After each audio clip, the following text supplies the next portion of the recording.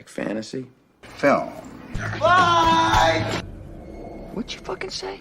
Fantasy. Film fight. I still don't get it. Fantasy. Fight! We take the pick of the litter. We take it in turns. Someone's just gotta go first. And then The next person. they just go round and round. That's what. We call it Fantasy. fight. You win some, you lose some. Anything can happen. So, Who are you going with? who you picking? Today. Fantasy. Film.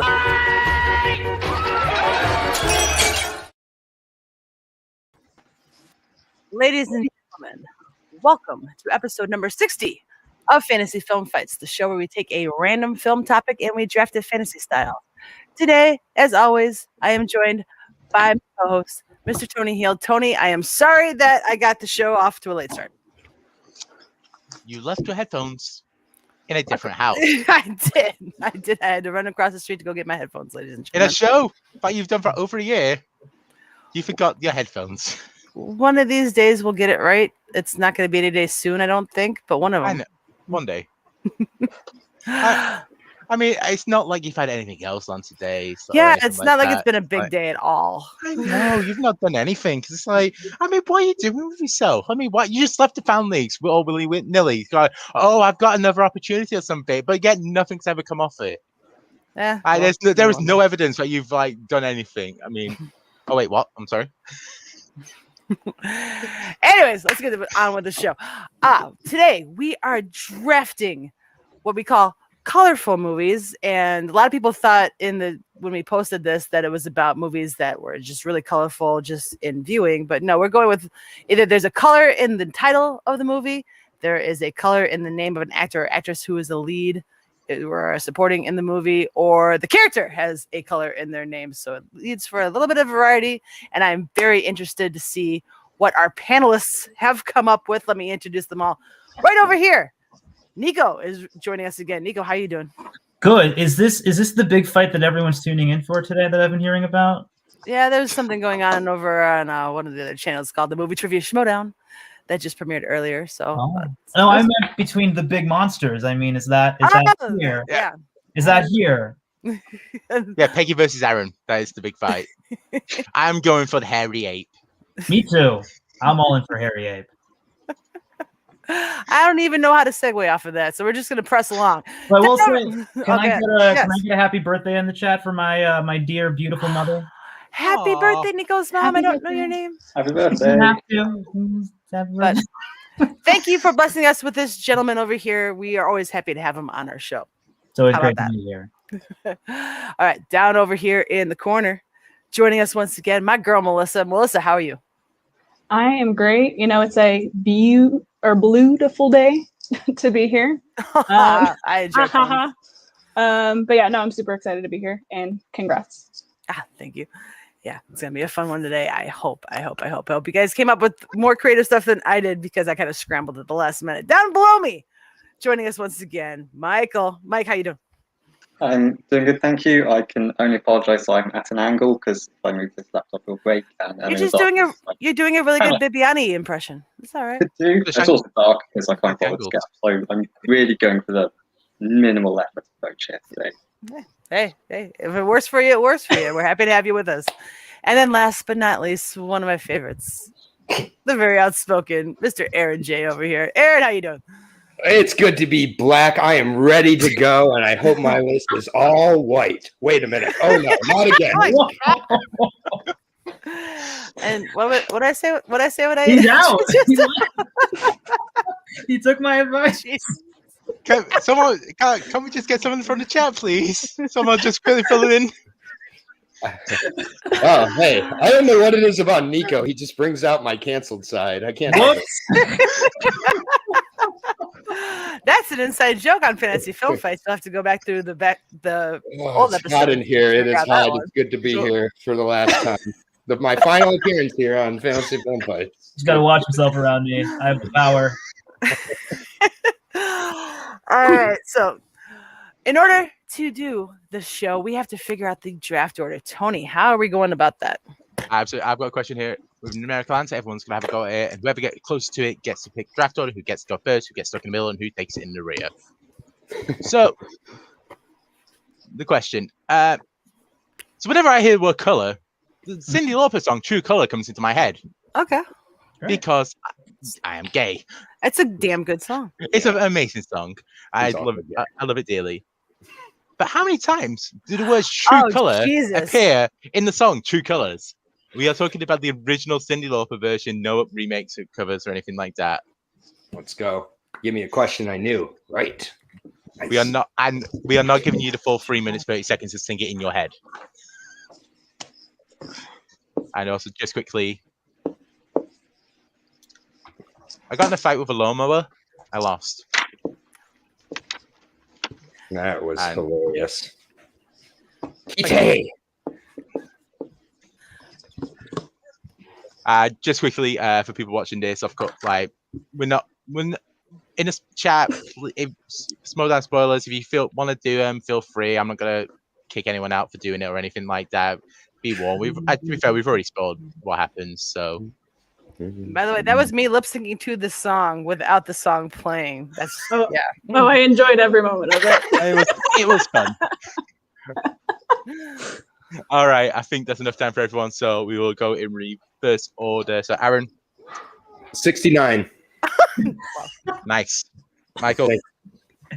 I'm not familiar with the song. Also, I've just put 5 and some question marks. Okay, you got 5 and 69. Melissa, 45. Ooh, Niko. I went with a more sensible 12. And Peggy. I'm somewhere in the middle at 28. It's not me. And being 2 off at 74. Hey! Is it really? No, it's 14. The correct answer is 14 from Niko. Gee, I really thought I got it. Like a club remix of that song? Just 15 minutes. True colors. Just like a the original one is actually 15 minutes long. Yeah, it's the album version. Release the Lauper cut. Release the Lauper cut of True Colors. In the vaults. Prince has it for some reason. It's a favorite part. We're already off the rails, ladies and Oh, gentlemen. There we go. Niko, it falls upon you, sir. What do you think? Who's going first? Who's going last? Who are you settling with the middle seat? Where are we going? Well, seeing as the last time I was on the show, I went first. I'd also like to go first because I'm a narcissist. Fair. You're called. All artists are narcissists. If they say otherwise, they're lying. Wow. Who else is going in this order? Or is it just going to be you drafting by yourself? Which Niko. I would make that choice if that was available. Also. He's deliberating. Give him a second. I'm deliberating. Aaron, you're going to go last. I like the quarter. You just gave him. I love taking in the rear. I take it in their rear, baby. I don't know. Does everyone else just want to deliberate and see, who wants to go after me? Who wants to follow this guy? Democracy. Can I go fourth? You can go fourth. Thank you. I'll go second. Okay. There we are. Great. Hey, teamwork. Hey, let's do it. I don't know Garth's answer. It's a fat white guy. I don't know his name though. Bob something. Lou Albano? Oh, Lou Albano. That's it. Yeah. Super Mario? Yeah, Lou. I remember that at least. Cyndi Lauper for the WWE Hall of Fame one day. All right, so just to confirm the order. So Niko, you're going first. Melissa second. Michael, you too British and we're too polite and didn't put any go. Almost perfectly counterclockwise. So you're now stuck in the middle. Peggy, you're fourth, and Aaron, you're at the back. Yeah. It's kind of. It's got a little. It's almost a snake, snake draft, whatever. Anyways, so Niko, you are officially on the clock. What is your first? Oh, sorry, go ahead, Tony. I was going to say, and just quickly, so it's literally anything you can attach to a color in the film. So if it's an actor, director, the movie itself, a character in there, if there's a color, it's created. So there's a few options. Okay. Hoping for some creativity. What you got, Niko? Well, first, I kind of want to go with the big obvious pick. I think. Well, I mean, come on, let's establish a bit of a pattern here, and then break it. I went with one of the most gorgeous films ever made. It is Krzysztof Kieslowski's Three Colors Blue. Is his first entry in the Three Colors trilogy, which I have 3 posters displayed right here. Three Colors Blue. I mean, besides the title being blue, having blue in the title, the film is saturated in blue. If you've not seen this film, it is one of the greatest films. Bring it downer a bit about grief and overcoming grief. And Juliette Binoche is wonderful in it. The cinematography is wonderful. It's probably the single greatest film that Kieslowski, the late great director, ever made in his life, which is saying something considering he did the Decalogue and the other 2 Three Colors films, and the Double Life of Veronique. This is the one that I would probably put forth as, if you want to see what Kieslowski was about, this is the one. This was a film that touched me deeply. All 3 films touched me deeply, but on reflection, Blue is the one that is right. Three Colors is come on, it's the Three Colors trilogy. Niko, right? Wrong place. Well, it depends on who you ask. But this to me again, and the film is again saturated in blues. It's another character within the film, guys. I mean, come on. So if we're going to pick colorful films, to me, you have to pick one of these. And to me, Blue stands as the towering achievement in a career full of towering achievements. Nice. Now, correct me if I'm wrong. Was it you? I know this trilogy has been brought up on the show before. Was it you when last time you were on it? Was it Three Colors Red that you brought up? That was Jake. It was Jake. I think I did extrapolate upon our mutual love for Three Colors. Nice. I love it when this show brings people together. Yeah. Anyone want to go ahead, Darren? I don't know if anybody else has seen this, but I definitely am a huge fan of this trilogy. It is one of my 3 favorite trilogies of all time. There's the Before trilogy. So it is up there, though. This is a different sort of romantic story for sure, or love story in a way. And I think it is definitely, it's a complete prism of grief. The color blue always is attached to grief anyways. And I just think that these are movies that are, I think, required viewing for people. And I wish more people would not view them as so impenetrable, because it's pretty regular human emotions that are being expressed through these, just in a very artistic way. So it's like, I encourage people, if they're looking for kind of a start to their Criterion channel type of viewing, this is a great start, these 3 movies. And Blue, I like Blue. Red's my favorite, but that's just my personal opinion on it. I do think that Blue is a great choice too. So Juliette Binoche is effervescent in this movie. She is absolutely fantastic as Julie. So if you're a Binoche fan, check this out. Check it out. Nice. Yeah. Now that's been mentioned a couple times, I'm probably going to have to. Go ahead, Melissa. I haven't seen any of these movies yet, but when I was prepping, I was like, Niko and Aaron are gonna talk about this. So but I still need to see it. Yeah, completely called it. I've also not seen these, but I just want to clarify, it's not by choice.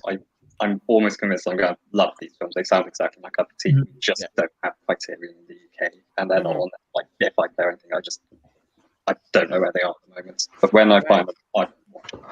I was literally just Googling it then, just to see if they're available on the streaming over here, so I could quickly watch them this week, and so I can start sophisticated, but not so. But they're only available to buy, and it's very expensive over here. But yeah, this always comes up as the greatest trilogy of all time. It's like the one that is like there's no Return of a Jedi in it. There's not the one that falls off a cliff. Like this is the one that kind of lives up. Well, to me, it's like Blue and Red are masterpieces. White is just great. So I would say the greatest trilogy, if we're going to debate that, to me is the Apu trilogy. I think Satyajit Ray's Apu trilogy is perfect from beginning to end. But that's a whole other debate for another day. Fair enough. All right. Well, Beverly Hills Cop trilogy is the greatest trilogy of all time. If you want to see George Lucas going in the theme park, which I do, in my world, it is up there, Aaron. I'm saying the third one's a masterpiece. Wonderful Wonderland. Okay. Wonderful Wonder World, but wonders never. There's no Freds in that movie, otherwise I would be taking it first round. From Blue to Beverly Beverly Hills Cop 3. I love it. Beverly Hills Cop 3, the only Turn film that that have fucking song off. It's the best line of the whole movie. All right. Anyways, Melissa, let's move over to you and get this show back somewhat on the rails. What are you thinking for your first pick? So I am going with a character that has a color in their name. This is a dark comedy, absurdist movie, and I am gonna go with "Sorry to Bother You" with Cassius Green as like you Nice. Stanfield. Nice. Yeah, I adore this movie. I think everyone should watch it. I just recently watched it for another league for trivia, but yeah, if I can talk about this movie, I want to bring it up. So, and I love Tessa Thompson's earrings. It's like a character within itself in the movie. Okay. And it's just awesome. Yeah, I said to say I have not seen this one yet. I feel like I should stop revealing this shit now. Just start lying. Just be like, I've seen this, but no. Yeah, totally. No, just absolutely have not. I have not gotten around to it for some reason or another. I'm not sure why, but yeah, I'll put it to the ever-growing list. So hopefully someone here had this on their list and can talk. Aaron? Yeah, has anybody else seen this first? Oh yeah, I mean, I drove across state lines to see this movie. First came out. There's only one theater playing. I was like, I have to see this movie, and yeah, it just blew me away. Yeah, I didn't have it on my list because I didn't really go into looking into characters. Yeah, but it's a smashing pick. It's just one of those films that I go see a lot, obviously, and so many films I see just sure, whatever. Sorry to bother you, you can't have that reaction. It's just you have to react in some way. I'm sure some people hated it, but I thought it was excellent, really smart, and yeah, just a real vision. I love that. Mm-hmm. It feels like all of the great debut films, feature debuts. It feels like this may be the only chance we have, so let's just throw everything up the wall and see what happens, and it works. And yeah, like you said, some people, like the film loses them. I love films like that where it's like, I see why you don't like that last third. I absolutely adore it. It's just, totally taking a chance, going with it, and it works, at least for me, and that's like part of the essence of art. So can't wait to see what Boots does next. I adore this film. Totally agree. Yeah, this is one that I was waiting until like the 5th round to take. I am so thrilled it was taken 2nd overall. Melissa continues to show that her taste is superior to like 98% of this community's taste by taking Sorry to Bother You. This is like honestly just one of my favorite movie theater experiences of the last 5 years. Boots Riley, music video director. Sometimes those really go wrong when those guys go for feature-length films. It went really right here. Lakeith Stanfield is a certified star now, especially after the Oscar. I'm not saying the Oscar nomination solidifies that, but I guess I am in a way. I hate to give the Oscars that kind of reach, but I like to give it that kind of reach when a performer deserves it. So I'm really glad he got nominated. But yeah, I think this is just a tremendous film. The choice they make in the last third, I support 1,000,000%. And I understand anybody who has a problem with it. Like I'm not really interested in consensus movies. I usually end up not liking those. E.T. Yeah, I don't know how anyone can not like. I can't stand that movie. But anyways, back to a better movie. Sorry to bother you. Great choice. The first 2 movies taken have my hopes very high for the rest of this list. And I'm not gonna say anymore. But yeah, good choice. Also, let's not forget Armie Hammer's in it. Yay! Nothing wrong with Armie right now. Nope. Also, Oscar-nominated director Stephen Yeun is in it as well. Correct. Yeah, and he's fantastic in this movie. Yeah. I'm not going to admit, but I've tried watching this film twice and fallen asleep twice while watching it. No, it's just crazy to me. It's so vibrant. Like I don't know how you fall asleep to this. I don't get how I do it either. I just, for whatever reason, I'm someone who's an insomniac as well. I don't sleep. Yeah, somehow something about this movie just triggers me. I'm gone. It's my secret sunken place, and I can't figure out why. Your sunken place. It's my cup of tea. What a fucking I'm not touching that. Next time you're complaining about how you never get sleep, just throw that movie on. Smart plan. All right, so Melissa takes Sorry to Bother You. Michael, you're up. What you got for your first overall pick? This one will sort of depend on how not obscure we go with the colours, but this is more of a shade of something rather than an actual colour. Yeah, here we go. I was wondering when this moment would come up on this show. If you pick 50 Shades of Grey, you're getting knocked off the call right now. I would never do that, I promise. No, the film I picked was Magnolia, which, as far as I'm concerned, is a shade of white.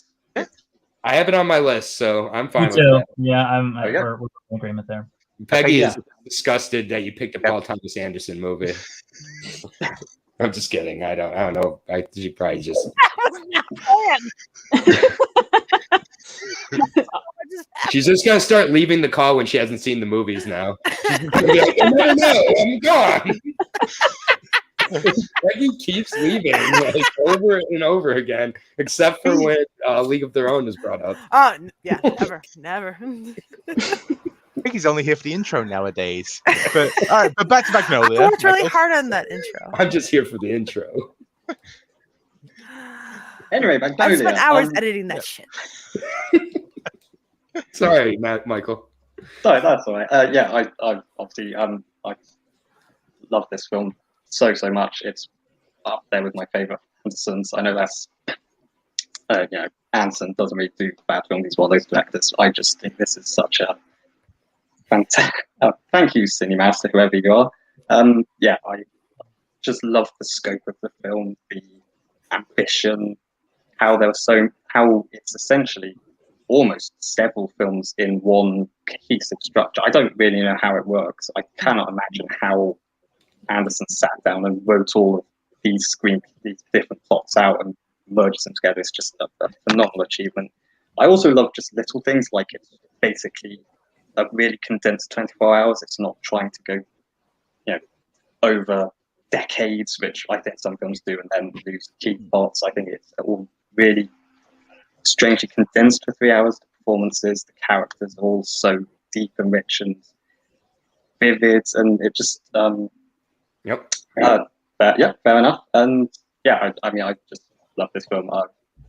One of those which I always do. I just sort of start talking and then start rambling. And no, it's fine. People that can actually speak talk about the film. It'd be more rambling. It'd be more rambling if you're like, okay, you probably put it together like a Rubik's cube, and then he like switched a few of them. You're taking my lines. You're taking my lines. Hey. I had a whole Rubik's Cube analogy worked out here. It's like a Rubik's Cube, but it's no. I'm just kidding. Let me step in here and talk about how much I like Magnolia and make it worse than Michael. So this is one of my favorite PTA movies. Does not feel like it's 3 hours long, and is a really, really solid choice. I am thrilled at the first three choices. These are all on my list, and I didn't think the three colors would be safe, but I did think the other ones would be safe till a later round. So I'm happy to be disappointed in making erasing three straight and then stopping with Peggy's pick.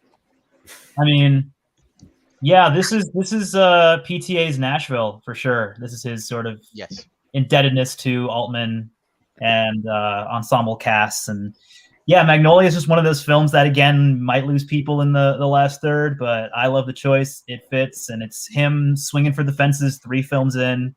And yeah, it's a contender for probably his best. I wouldn't begrudge anyone if they said like this was the best film he ever did. It is sprawling in the best way possible. It's emotional. It's almost everything that you can imagine a film can be, and it probably has the greatest performance from Mr. Tom Cruise ever. So big ups for that. So, sorry. I was saying it's a stellar film. Great pick. I kind of have a hot take. I don't like this movie at all. It was just okay. I recently watched it for the first time, and I think it just was too overhyped for me or something. I don't know. It was not for me at all. The last third was my favorite part, but it just was very meh. Man, it's Tom Cruise being himself. Exactly. Like that's a nightmare. It's his most convincing performance ever because he's not acting. Yeah, I just it left a bad taste in my mouth. The whole movie. That's fair enough.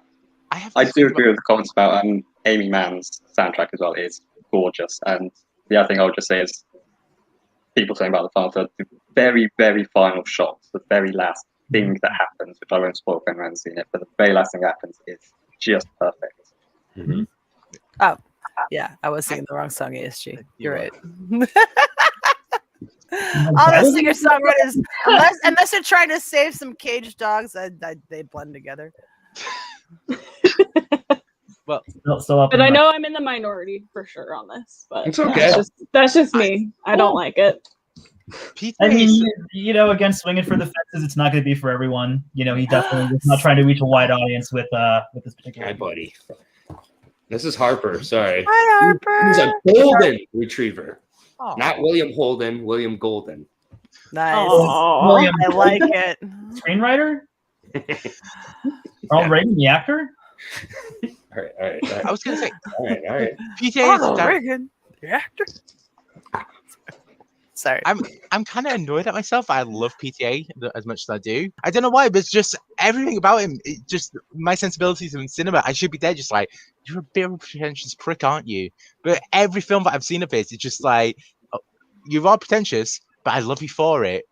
And it's just like, he does it so perfectly. He's not. There's some directors that go down that line, and you're there, just like, you know how great you are, don't you, mate? Like Charlie Kaufman, for example. Like it's one of those ones where it's just like you just feel just like him going, just elbowing you in the ribs, going, "I'm great, aren't I?" Whereas PTA, he's just like he's got his arm around you and going, "I'm pretty amazing, aren't I?" Yes. And also, this is the final film of Jason Robards, who is probably one of the most underrated actors of all time. Also, I would highly recommend for everyone to watch the Making of Magnolia. It's one of my favorite behind-the-scenes documentaries ever. Just what PTA went through to make Magnolia.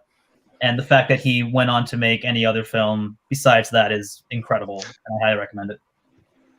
Interesting. All right, I guess it's over to me now, huh? 3 for 3. Come on, Peggy, you can do it. 4 for 4. Let's do it. Well, I can guarantee you that my list is not going to have an ounce of pretension on it whatsoever. All right, so we're going to go with what is, in my mind, a classic. Because it stars one of the most prolific physical and just in general comedians of his era.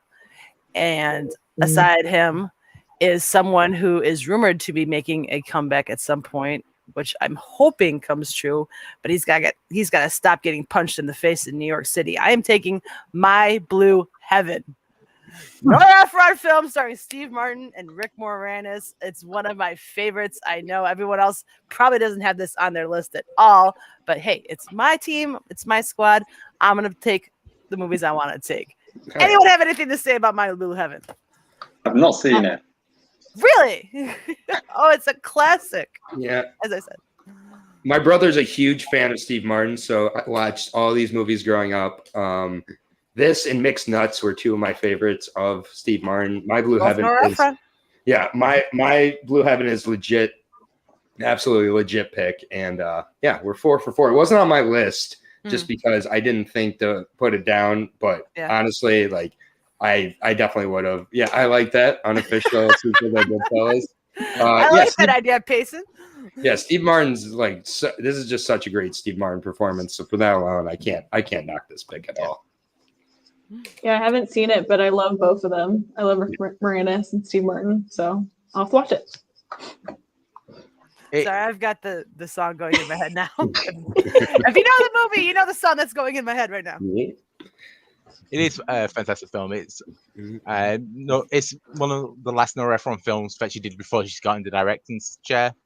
This was written by her, and it's just so everything about it is just so well done.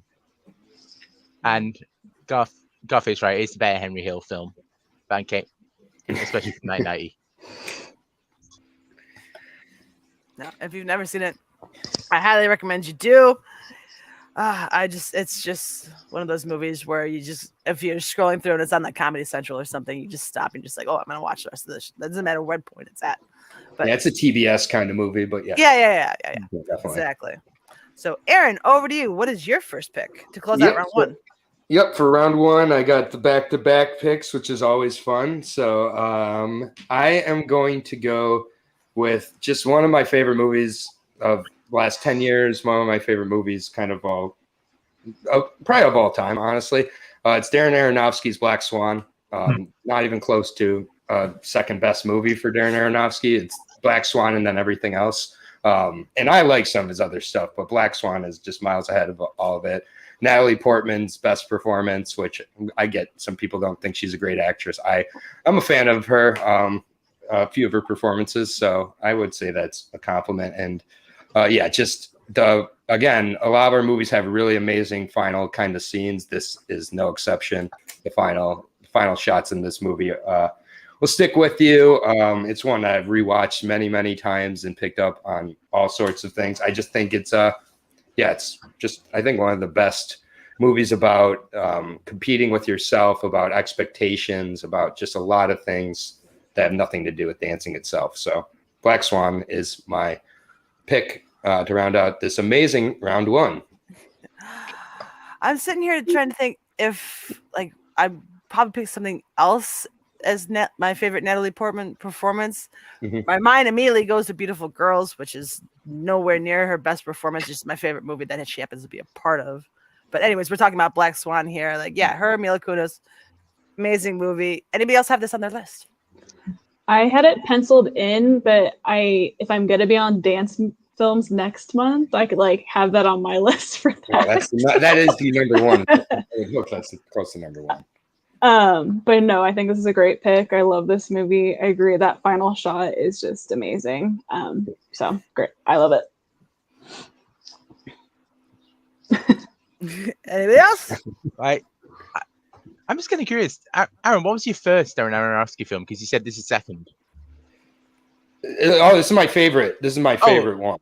Oh, okay. This is my favorite. My second would be The Wrestler, but it's a distant second, even though I'm a huge wrestling. I mean, I think that there's a lot of filmmakers who could have made The Wrestler like the way that I don't know. Like, I just don't think that was a hard movie to make great. I think that Black Swan could have been a very easy movie to make terrible, if that makes any sense. True, fair. I do love that he did Wrestle and Black Swan back to back. It almost feels like they're telling the same story just over like two completely different genres, like of materials. Just like everything about, like, he crafts the story so well, and just like it's so wonderfully done. Like, Aronofsky does wonderful there, and then he did fucking Mother. I like Mother, but I also was not that familiar with the Bible until I watched Mother. So, and Jennifer Lawrence is just so hit or miss, I swear. Yeah. Anyone else have anything on Black Swan? I will another confession one for me. Unfortunately, this has been in the top 10 of my watch list basically since 2010. And I still somehow haven't seen it. Isn't it weird how again, I know I will love it. But it's a great. It's really good. But isn't it some weird how some movies that you totally mean to see just kind of fall into this like black hole of like you just always skipping it? So strange, yeah. After Hours is that movie for me right now. After Hours rules, baby. I know. I'm like at 12:30 and it's like, oh, perfect time to start, and I don't. Over and over. That's that and 8.5. Fellini's 8.5 are my two like amazing movies I have not watched. Dare you? How fucking dare you? I'm not a director, Niko. I'm not a director. I don't need to watch this. I'm sorry. I don't care. You have to see 8.5. Also, you guys for posterity's sake. Hey, look at that. So perfect. Oh, I love it. Oh man, but yeah, Black Swan. I have seen that. I kind of love now that Aaron and Nico are just rivals. Yo, we need to be on. We need to be on every episode together because we. That's the opposites. You need to be on Anthony's show and like come up with screenplays against one another. That'd be Yeah. so amazing. Anthony, if you're watching, You please write the make worst this screenplay happen. in 10 minutes. Dude, yeah, you're putting me up against the actual filmmaker. Thank you. Yeah. I appreciate that. I would love to It's see it. what I would non-directors think of 8.5. Like, what for people who don't make any type of art, if they watch 8.5, I wonder what they think. Like, if they relate on any form, which they might, because it is a humanist movie, but it is also very steeped in what it's like to be an artist. Mhm. So, Yeah, I wish I didn't admit I hadn't seen it because I would take it with my next pick and be like, Federico Fellini! what? Just to take it from you. It's not a killer. Yeah, if it's not on the Pantone list or whatever, then yeah, it doesn't count. But, amazing round one. Tony, please give a recap to anyone who may have joined us late and missed a pick or two. Absolutely. All right, so Nico went first, and he went with Three Colors Blue. Melissa went second, went Cassie's Green from Sorry to Bother You. Michael went Magnolia. Peggy went My Blue Heaven, and Aaron went Black Swan. Hey, Cinemaster, you got yourself a deal. I'm just saying. Hey, what's Payson saying? Anybody to get another Harold and Maude viewer, I'll do it. How do you feel about Harold and Maude going out of print on Criterion? I'm pretty sad about it, but I already have it, so not my problem. You get a copy of it? Yeah, I have a copy of it. Me too. Yeah, We're not that big of rivals. We have our own criteria. Yeah, see, we're not so different. All right, you who's know? got a measuring tape? Who's got the measuring tape? Mine's as long as the Harold and Maude DVD case. This way. Well, then mine's a bit short because it's Blu-ray. Same shape too. Oh dear God, Aaron, please kick off round two for us. So we Do we need to go through round one at all? A recap. When did that happen? I wasn't Smoke even more weed, listening. Aaron. Smoke more weed. Okay, here we go. My second pick. I'm gonna keep. Let's see. I was not prepared. I'm gonna go with another one. I'm gonna go with my heart here. I'm never gonna win one of these polls because my name is next to the choices anyways. So even if I have the right ones, we're not gonna allow vote for me. So that allows me to have freedom. Friday, directed by F. Gary Gray. Nice. I like it. And yeah, this movie is a masterpiece. Starring Ice Cube, starring Chris Tucker. Chris Tucker is the reason I'm a stoner to this day. It was my favorite movie when I was 5. My mom did not want it to be my favorite movie when I was 5. I now understand why. It's going to make you, it's going to influence you, Aaron. It influenced me in the best way possible. And it just came out at a time when there was a lot of really great black-led films coming out, revolving around a similar story to Friday. I watched Juice this past week for digesting cinema. That was a good one. Yeah, that reminded me quite a bit of available now. Me and Melissa with our matching shirts. It's less embarrassing Melissa's wearing it than I am. But oh well, that's fine. I can't help it. But Friday, it's hilarious, but it also has an incredible message behind it. You've got to love.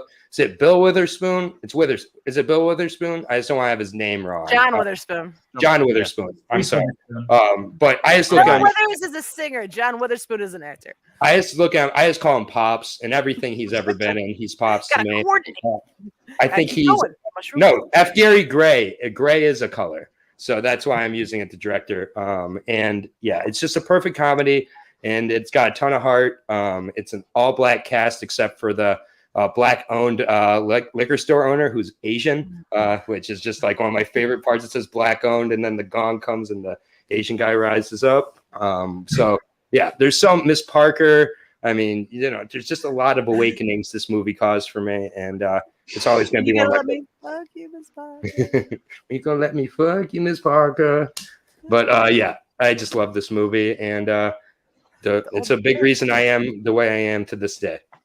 So we have that to blame. No, I love this movie. I remember I was hanging out. Kind of a long story, but not really a long story. But I'm gonna give you the Cliff Notes version. Met a group of friends who were probably about 7 to 10 years younger than me, and none of them had seen Friday, but yet they were using the Bye Felicia line. And they had no idea of the origin. I'm just like, no, you have to see this movie. All right. Anyways, continue. I mean, there's just so many classic points of this movie. Like it's just, you know, ham, no burgers. Every time I'm in the kitchen, you in the kitchen. When he pours, all the food. yeah, like pours the cereal in the big ass bowl. They tell him to use water. Like there's just so many great. I say them all out of order all the time, and most of the time people don't know what I'm talking about. But yeah, I saw this movie for the first time this year, and I loved it. It was great. I didn't realize that like the last part of the movie is a little bit more dramatic and heavy, so that was kind of like a surprise, and I loved it. I loved that it was like kind of a comedy for the first half, and then it was like, oh, okay, it's getting serious here. But it was really good. Yeah. I'm just trying not to cause the argument that me and Aaron had earlier this week. Which, okay, yeah, we're doing so well. We're doing so well. Let's just keep it going, Tony. Come on. All right. Nico, I'm interested in your take on Friday. Do you have a take on Friday? My take on Friday is that I've never seen Friday. How dare you? How dare you? I've never seen After Hours. No, you have 8.5 up and you haven't seen Friday. All right. Sorry, Chico. I didn't mean to scare you. And Aaron, your dog is named after Chico in next Friday, yeah? I mean, he came with the name, but I have to assume the owners I got him from probably named him after next Friday. Yeah. Okay, because when I watched it, I was like, "Oh my god, this has to be why." Yeah, no, I would assume so, and I would hope so, but I didn't actually get his origin story. I just kept his name when I adopted him. I will say that since next month has a very special day, I'll say maybe that day I'll reserve for Friday. It's a great day to watch it for the first time. Highly recommend it. I will say the post under the feature presentation productions does not necessarily reflect the opinions of both of the hosts. That is horrendous. Horrendous. Oh my god. I do like Friday. There's just something I like Bob's, them both, but no. Bob's Shot I've watched more often, but it's got more funny. I think it's a better written film. Bro. It's like but Michael, what do you think? My god. Just remember when it says feature presentation productions, that's all Tony. When I'm actually says Peggy in the chat, that's me. For the record. I don't want to get tagged for your poor taste, Tony. That's horrendous. God. Not to say Barbershop's not a good movie. I love Barbershop, but it's just not Friday. Yeah, it's definitely. Let's move on to Peggy. Cedric and Stina. Please stop. Who Paige thought was a rapper today. Anyways, my turn. All right, my round 2 pick. You know what? I played the Boston Badass. I mentioned a few times that I'm from Chicago, and I can't go without picking this one because you know what? We got 106 miles to go. We got a full tank of gas, half a pack of cigarettes. It's dark, and we're wearing sunglasses. I gotta take the Blues Brothers just because I have to. I think I'd get kicked out of the city if I didn't. True. I might still because I didn't take it first overall, but you want to know what? I like My Blue Heaven better than I like the Blues Brothers. Come at me, chat. Hey, how dare you? Right. So this movie has cost me more trivia points than any movie ever. Like I've probably at least 7 or 8 times gotten a Blues Brothers question. Had no idea at all. Haven't seen this, and yeah. That's all I gotta say about the Blues Brothers. Fuck you for costing me 8 trivia points. Well, then, I absolutely adore the Blues Brothers. I adore this film to no end, and I'm glad that someone picked it, especially as a musician and a film lover, to see all those great musicians busting out those great hits in a phenomenally funny movie that it probably has the greatest car chase in any film ever. And so many destroyed cars. And a great little cameo from both Frank Oz and Steven Spielberg. I love little director cameos. I mean, this film has it all. This film has John Candy. It has Carrie Fisher with a flamethrower. Fair point is. It's just, I mean, really, I mean, on a serious note, a testament to the talent of Belushi, of John Belushi, and Dan Aykroyd. And when you get that pair together with John Landis and a bunch of cop cars in Chicago and Illinois Nazis, And Carrie Fisher with I don't take ownership of that. right? I'm just saying this movie has a lot. It has James Brown, Aretha Franklin. I mean, damn, I wish I would have picked this. I mean, it's one of those films where if it comes on cable, I will sit down and like watch it to the very end. It's just a phenomenal film, and I love it. And I really want to visit Chicago one day so I can see where they filmed it and just blast that soundtrack. To travel down to Joliet for part of it, but yeah, it's still all around here. For sure. One of the best music films of all time. The music scenes are some of the best shot. Like even you compare it to like The Last Waltz or something like that, it's seen on that level. Comedy, I only watched it for the first time last year. Comedy doesn't really hold up. It might be an international thing. I'm curious about what Michael thinks, because it might just be because SNL never really was a thing over here. So that type of comedy never really sits well. Like Wayne's World did all right over here, but it's not the Goliath BMR fight is from the States. How much for the women? All right, yeah, let's press on because we're about halfway through. I was going to say, Michael, miss anything on the Blues Brothers? I'm with Aaron. I've never seen it. See, we'd be Warzone champs if it wasn't for this movie. I'm stealing Scott's joke, yes. I stole Scott's joke, yeah. I do agree with Tony. Generally, 80s American comedy, not really my thing, but I was about 2 minutes away from picking this film before Peggy jumped in. So I think this film is just tons and tons of fun. I think Niko sort of got spot. There's just so many crazy things happening in this film. It's so good to watch. And it's fantastic. I think the comedy is actually really good in a sort of kind of dumb way, admittedly, but it works, I think. Sweet. All right. With that said, Mike, it's up to you for your second round pick. Your turn. Let's go. What you got? I'm going to go back to films that are probably hot topic debate, whatever. I'm going to pick A Clockwork Orange, which was obviously famous banned from England for God knows how long, because it was too much, I guess. But again, a film which is totally unique. There is literally, I could not think of another film which I could pair with A Clockwork Orange because it's just so much its own thing. And that, I think, is just fantastic. I love Kubrick's visual style. I love particularly his sets and his production design. They create such a vivid world for every film he does. They're so obviously the film. I think that's kind of the main thing about it. It's just, there's nothing else like it. True, I could not. I'm sure there is possibly something, but I can't really think of it. And yeah, it's quite dark. It's quite a lot, but I think there is a purpose and a thought process behind it. Also, it is just about justified, I think. And I think it's actually really smart in some places, and particularly that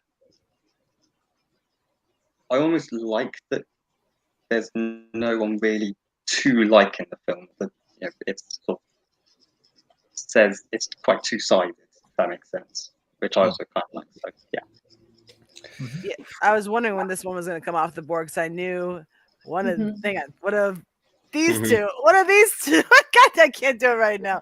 Aaron or Niko, we're going to probably take this one off the board at some point. Yeah, this was on my list. This was definitely on the short list of. It's. I mean, like you said, it is. I mean, Kubrick is such a singular filmmaker, especially at that point in his career. It's hard to think of any films like that run from Dr. Strangelove to the end of his career. It's hard to think of any films in those. I mean, really, for everything from Full Metal Jacket to Barry Lyndon. I mean, even though they're in genres, it's hard to think within those genres of films that feel like those films. And I think A Clockwork Orange fits squarely into that camp where, yes, it's sci-fi, but it's a different breed of sci-fi. It feels sci-fi gone totally completely awry. Like the polar opposite of 2001.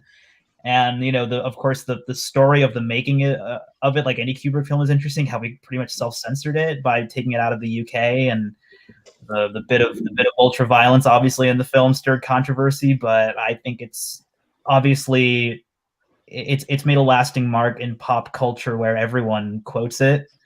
Everyone knows at least 3, maybe 4 or 5 even just amazing shots, you know, just beautifully, obviously it's a Kubrick film, so it's beautifully composed, beautifully scored. I love the soundtrack. You know, I'm a big synth head and I love, you know, synth scores, especially from the 70s. And I think that one has one of the best.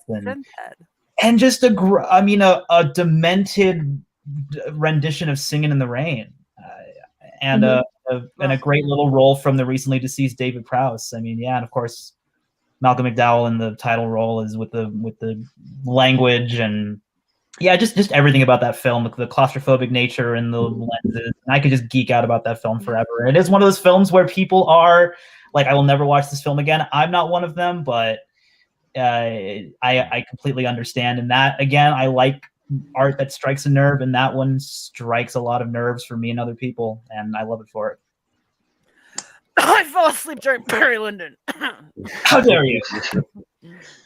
Yeah, this was gonna be my next pick, so good pick. I mean, like you said, it's dark and a lot. Sign me up. That's my kind of movie. So, great pick. Also, points for Christ imagery. You know, definitely gets points for that. Yeah, I was debating between this and Friday. I went with my heart. Friday, I do love more than A Clockwork Orange. So that's like simply, I was being honest. Like otherwise, I would have been taking A Clockwork Orange if I was doing. But it's a great pick. It is something you can say about a lot of 70s movies when they're talking about society. Is it feels like it was made tomorrow, unfortunately, and it's 50 years old. 50 years old this year. So like it's a real mind fuck to think this movie's 50 years old because there's not movies coming out like it that are made this well today. And it's got its iconic moments. It's got so many spots where if you're not able to get past the surface level of the upsetting nature of it, it's going to be hard to dive into. And you have a right to that reaction. But if you can, you're getting a very deeply enriching movie that's going to help you kind of shape how you view a lot of the societal norms to this day, 50 years later. It's probably crazier to watch now than when it came out. Like, and it's just it's like an ageless film. Truly. So, great choice. And also with Malcolm McDowell, it's just like his performance was so synonymous. He's very much literally like the poster child of the like this movie will follow you for the rest of your life, because every other thing he's ever really done, it's always been, you know, he's the guy from Clockwork Orange. You know, he's that creepy guy, and that film has given him the gravitas to continue on, even when he's in something like Franklin and Bash, which is a very good legal show, which starring Zach Morris from Saved by the Bell and Breckenmeyer from Clueless. Yep. he always had this sinister edge to him, just because it was just like, we know your reputation, mate. It's just everything he said was just like, even when he was being nice, he was just like, I'm gonna kill somebody. Yeah, great choice. All right, so moving over to Melissa. Melissa, I am sorry that Clockwork Orange got snagged right before you wanted to take it, but what you got as a backup? Where are you going? Yeah, it's all good. So I'm glad this one hasn't been taken either. I'm going with another character with a color in their name. So this character actually has 3 names that they go by, and here's Buttercup again. So they go by the name of Little, Chiron, and Black. I'm going with Barry Jenkins' masterpiece, Moonlight. A24, baby. Yeah. I mean, this movie is just amazing. It's one of the best coming of age stories ever. And yeah, I don't even know what else to say. It's just amazing. Aaron, that one's gotta hurt. It sure taking the first A24. Yeah, I mean, it hurts my brand. It hurts my position as AA Ron 24. Melissa 24 here to stay. A great pick. It's not often where I see a movie and then after I see it, I'm like, that's going to win Best Picture. I saw Moonlight in theaters, knowing very little about it going in, and I ended the movie. I was like, that's winning Best Picture. Just no doubt about it. I don't understand the Oscars many times, but this is winning Best Picture. Then I had that moment with La La Land where it was like the ultimate poetic justice I've seen in a long time. When they announced La La Land, then the La La Land people are like, no, never mind. But great movie. Mahershala Ali is one of my favorite kind of parental, surrogate parental performances in quite a while. I think he's just incredible in the movie. All 3 Chirons are really great as well. yeah, I love this movie. Barry Jenkins, I'm really bummed out that he's doing a Mufasa origin story that breaks my entire heart. Like, please just do real art, and but you get your money also. So yeah, just saying. Speaking of that Oscar moment, I always wonder what happened of the guys who actually went up there and gave the acceptance speeches for La La Land before it was all figured out. Because there's one guy who stepped up to the mic, named off like 3 or 4 people, and then said, "Well, we didn't win anyways." So, and then they announced. I always wonder what happened to that guy. Like, did he get chastised for that? He should have. It'd be a good HBO like mini series, like just trying leading to figure out. Yeah, I'm telling you, yeah. What happened? There'll be I guess give it like 3 years. There'll be a movie about it. Just like back to Moonlight. They're scraping the bottom of the pudding cup for so much like original content. It seems that I wouldn't be surprised. Hey, keep rebooting everything. Stop rebooting everything. For me, Moonlight is probably my least favorite Barry Jenkins film. To be fair, I haven't seen Medicine for Melancholy, so I'm thinking of If the Illustrator Could Talk is the other one, but Moonlight is a very important film. Really, it really is that like pinnacle of just like, for what people said Brokeback Mountain was in the early 2000s, this was it truly at that time. Okay. So let's take Moonlight. Niko, your turn to close that round 2. Okay, well, first off, Moonlight's great. Put that out there. So you can see the obvious. It's great. So I'm going to take us way, way back. I want to talk about a film from, in my opinion, one of the greatest directors of the golden age of Hollywood. This guy directed gangster films, screwball comedies, musicals, and 2 of the greatest westerns of all time, one of which is Red River from Howard Hawks. This film came out in 1948 when I was a wee lad.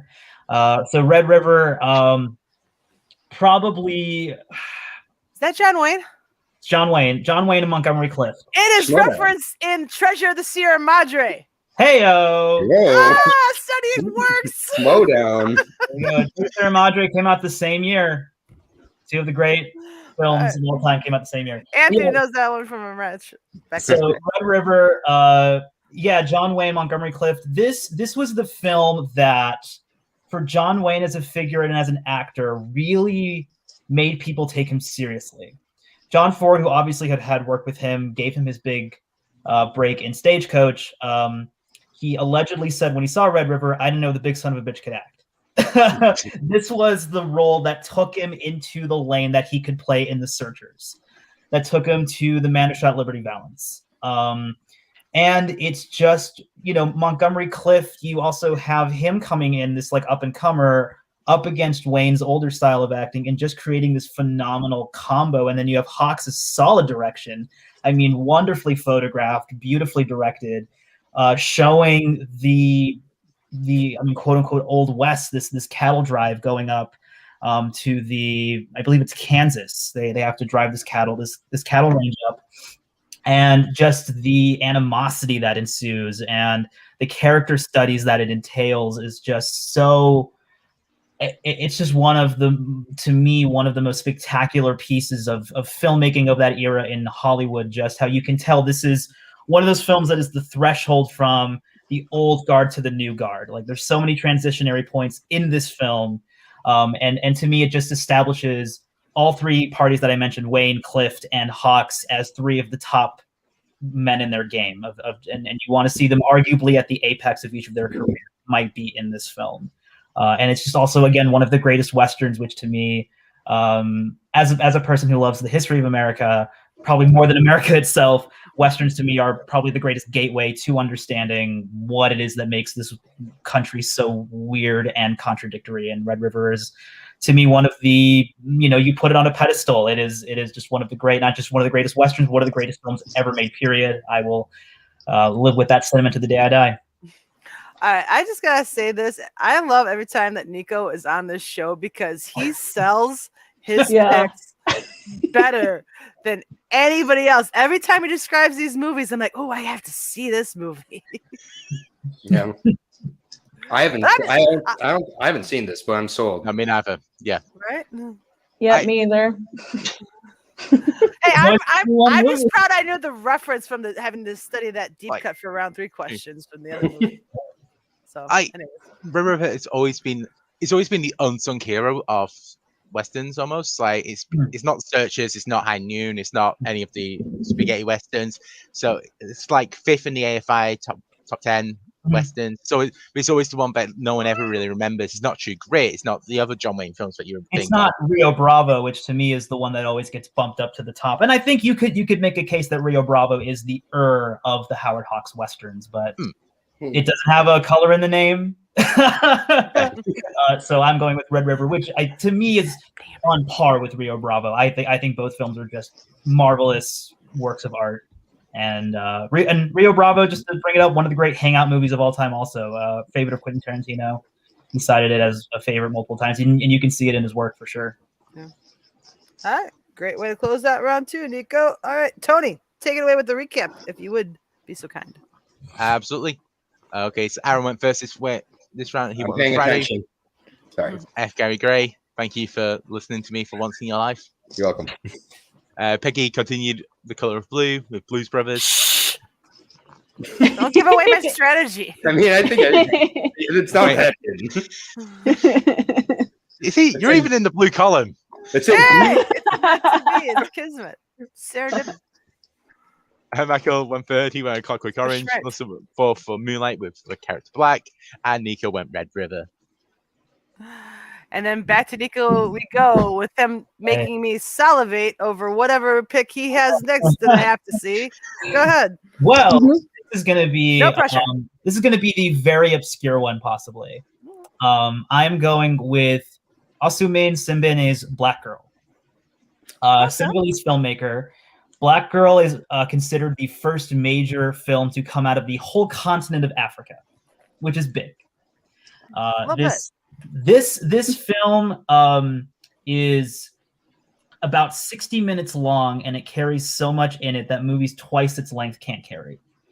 Where it's like a simple story seemingly of a Senegalese woman who becomes a maid for a rich white French family, and they turn her life into a living hell by keeping her basically as a modern day slave. And Simbene, who is considered to be the sort of master of African cinema, shows his craft in about 60 minutes. Just how he's able to craft this narrative that is so ultimately heartbreaking and a critique of colonialism in a so-called post-colonial world. And it is an essential world cinema film that I think everyone has to see this movie, whether you're a film fan or not. It's just this great intimate look at a culture that we don't see a lot of, and about issues that we don't really have to think about all that much. And if you get a piece of work that distills such a heavy topic to its barest essence, to me that is like that makes it eligible for the term of masterwork. That makes it a masterwork. And Black Girl from Simbene, who has made other films since then, but Black Girl sort of stands as his almost crown jewel of his entire filmography, and it's not the easiest watch in the world, and you feel for this woman, and you feel for what she represents on the whole, and it's just a marvelous, gorgeous movie, and a great introduction to the world of African cinema, which has kind of gone underrepresented in the spectrum of world cinema. I can just sit here all day. Yeah, I'm like, Listen. I want to attend the Niko Film School. Right? Sure. I had this on the last show with Paul Oyama, who just put all of us to shame, and Niko's doing exactly the same. I know a tiny bit about African cinema. I sadly haven't seen this film because I've just looked at that. I don't think it's even available to watch in the UK at the moment. But it's like African cinema. I think Michael may know this, but there's a few channels over here because there's of Nollywood films, which is the Nigerian cinema, and I'll be honest, that they are kind of dreadful. I watched them with this thing of oh, this is going to be bad but fun. But which country are you talking about in Africa? And Nollywood, in Nigeria. Oh, okay. So there's one of my personal favorite film markets ever is Wakaliwood, obviously, and I could easily have put Bad Black, which I also love, but you can watch their films for free. But I also recommend Hollywood as just great personal filmmaking that they never thought would get past their village, and now has amassed millions of views with masterpieces like Bad Black and Who Killed Captain Alex. So I can totally recommend those all day long. Things I'm not familiar with, but they sound amazing. I was thinking it's just so interesting to hear about this part of the African culture, just like that just doesn't get the traction because just for whatever reason just never gets talked of, like in the same things like Japanese cinema or Chinese cinema or like anything else, or even Russian cinema. So yeah. I'm reading in the chat. I'm like, Jonathan, you just missed the recap. Sorry, buddy. We'll talk after. I'd love to. I would absolutely love to do a film school. Not even getting paid. Like, I just love. We'll talk after. We'll talk. Oh yeah, right. Definitely talk. I'll have my people call your people. Yeah, exactly. All right, Melissa, your third round pick. What you thinking? So the rest of my picks are going to be really weird and random. So, my favorite kind of picks. So this movie I have seen so many times, and I'm totally just going with my heart. And I am going with a movie that is about a rock star's descend into madness. I am going with Pink Floyd, The Wall. I love this movie. I watched it so much in high school. It's dark. It deals with mental health. It deals with substance abuse. It has really cool animation sequences. Yeah, I love this movie. Didn't even register in my head. And it's also my favorite band ever. Dang. Nice. It's a great pick. This is a great pick. I thought it was going to be safe for sure. I did not think I would be erasing Pink Floyd The Wall. It was, yeah, it's played a seminal moment in my just overall life, as stupid as crazy as that sounds. This was the soundtrack for my entire high school existence. And this movie, this movie included in that.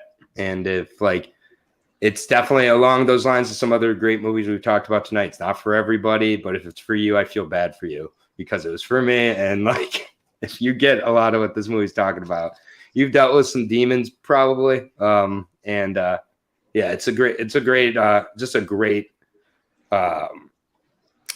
extended music video. Yet it had so much more to it than that. That's really oversimplifying it, but it also is that. And then, Pink Floyd is just the best. So, everyone's favorite Pink Floyd song.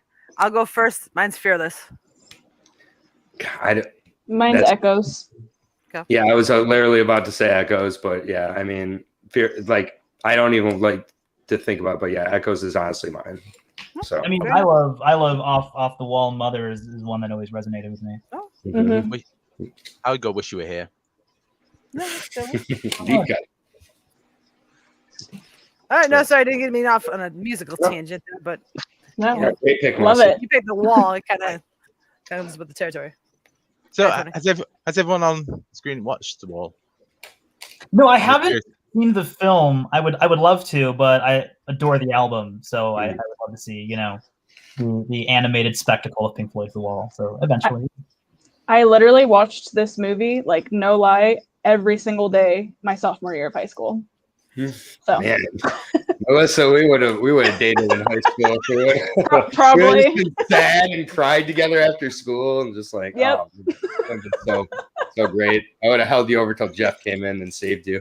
Hi, Jeff. It's legal in Chicago. Oh, of course. All good. I've been doing drugs the whole time on here, legal drugs. Hopefully that never gets shown as a cutout clip. What? Yeah. Amy. I mean, what? Now it will never be shown. You're welcome. But with The Wall, I monetize this. I get a lot of slack for hating Prince because whenever I watch Purple Rain, it was just like you're just trying to do The Wall, but worse. It's just I don't think that's even a take. Like,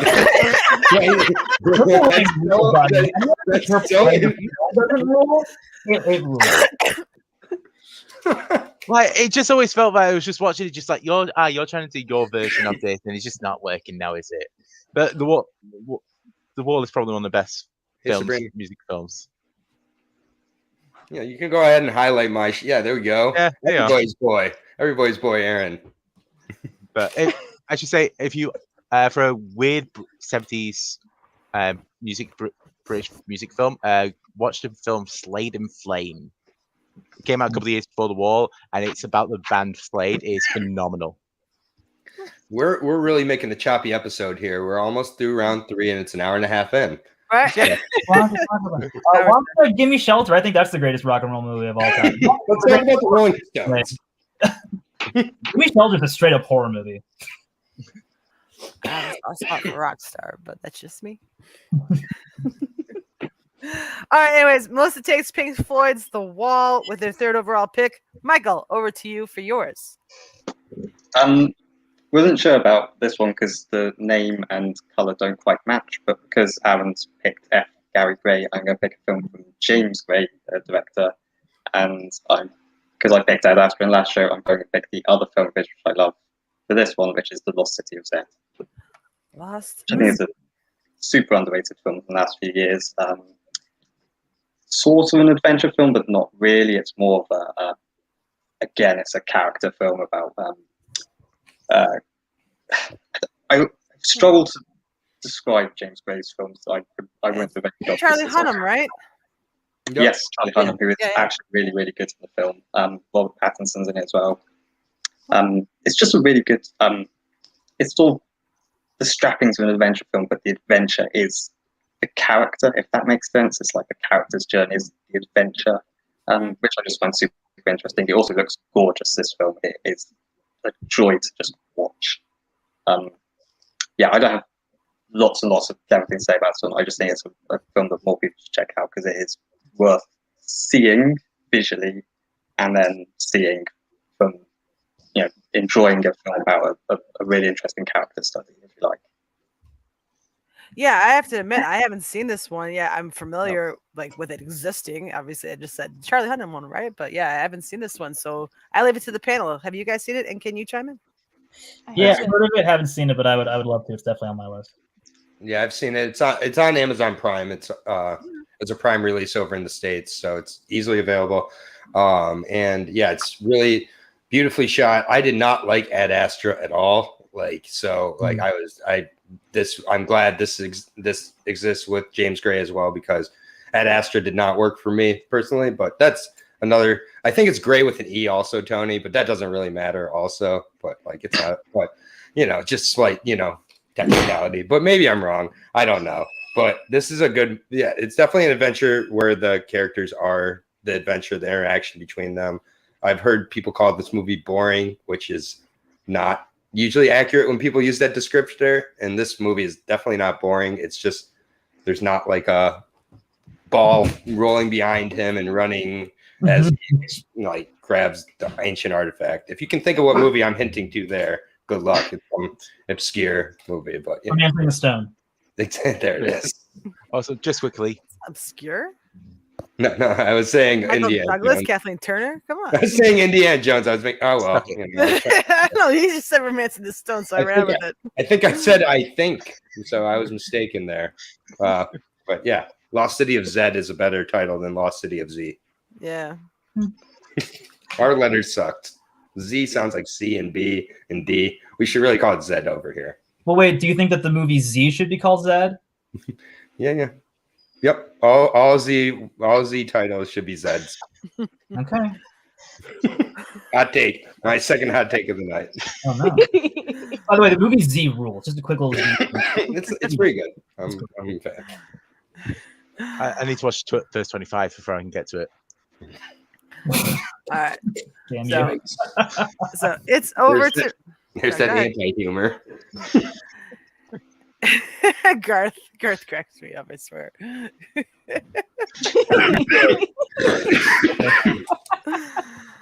All right, so it falls to me for my third round pick, and I've got literally, I've got four that, well, three, one that doesn't correspond with the theme I'm going for, but I've got three left.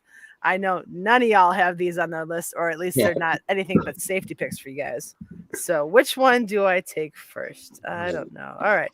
You know what? We're going to go with a movie that I fell in love with because everyone knows I love sports movies. And when you get someone as hot as Paul Walker and you get the humor of Charlie Tweeter, and you get the can he pull it off storyline of Johnny Moxon. This is a movie I'm going to absolutely take on my list. I'm taking Varsity Blues. I don't care what you guys say. I love this movie. I will forever love this movie. I wish I had a pet pig like Kaiser does with Biggie Smalls, like Billy Bob does with Bacon. But they don't allow that in Chicago, so hey. Anyone want to comment on Varsity Blues? I don't want your pick.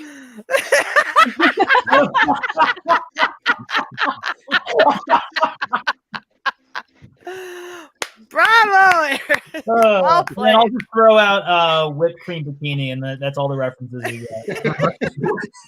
Hey, that's fine. You want to know what? We're running behind. Let's move on. Let's carry on. Aaron, I was just going to say I've not seen it because I'm not a big fan of college football films or high school football films. High school. And also, it's also got James Van Der Beek as the lead in, so it's always put me off a bit because I'm just like, I'm good. I suffered through Dawson's Creek. I think he's a twat. Yeah, I've never seen it. It's all right. Let's move on. Aaron, what's your third round pick? All right, third round here. I still have a ton of selections here. I've stopped my racing as this has gone on. I'll be honest there. I'm gonna go with definitely my most crowd pleasing movie that I'll pick on this list. It's from a company I'm not a huge fan of for the most part, but I mean this is one of my 2 or 3 favorite animated movies of all time. It took me a long time to watch this because it involves a father dying at the beginning. So really, I didn't start enjoying this movie till like college, but it's a phenomenon. It created a great Broadway show as well. It's The Lion King with Whoopi Goldberg in the cast as one of the hyenas.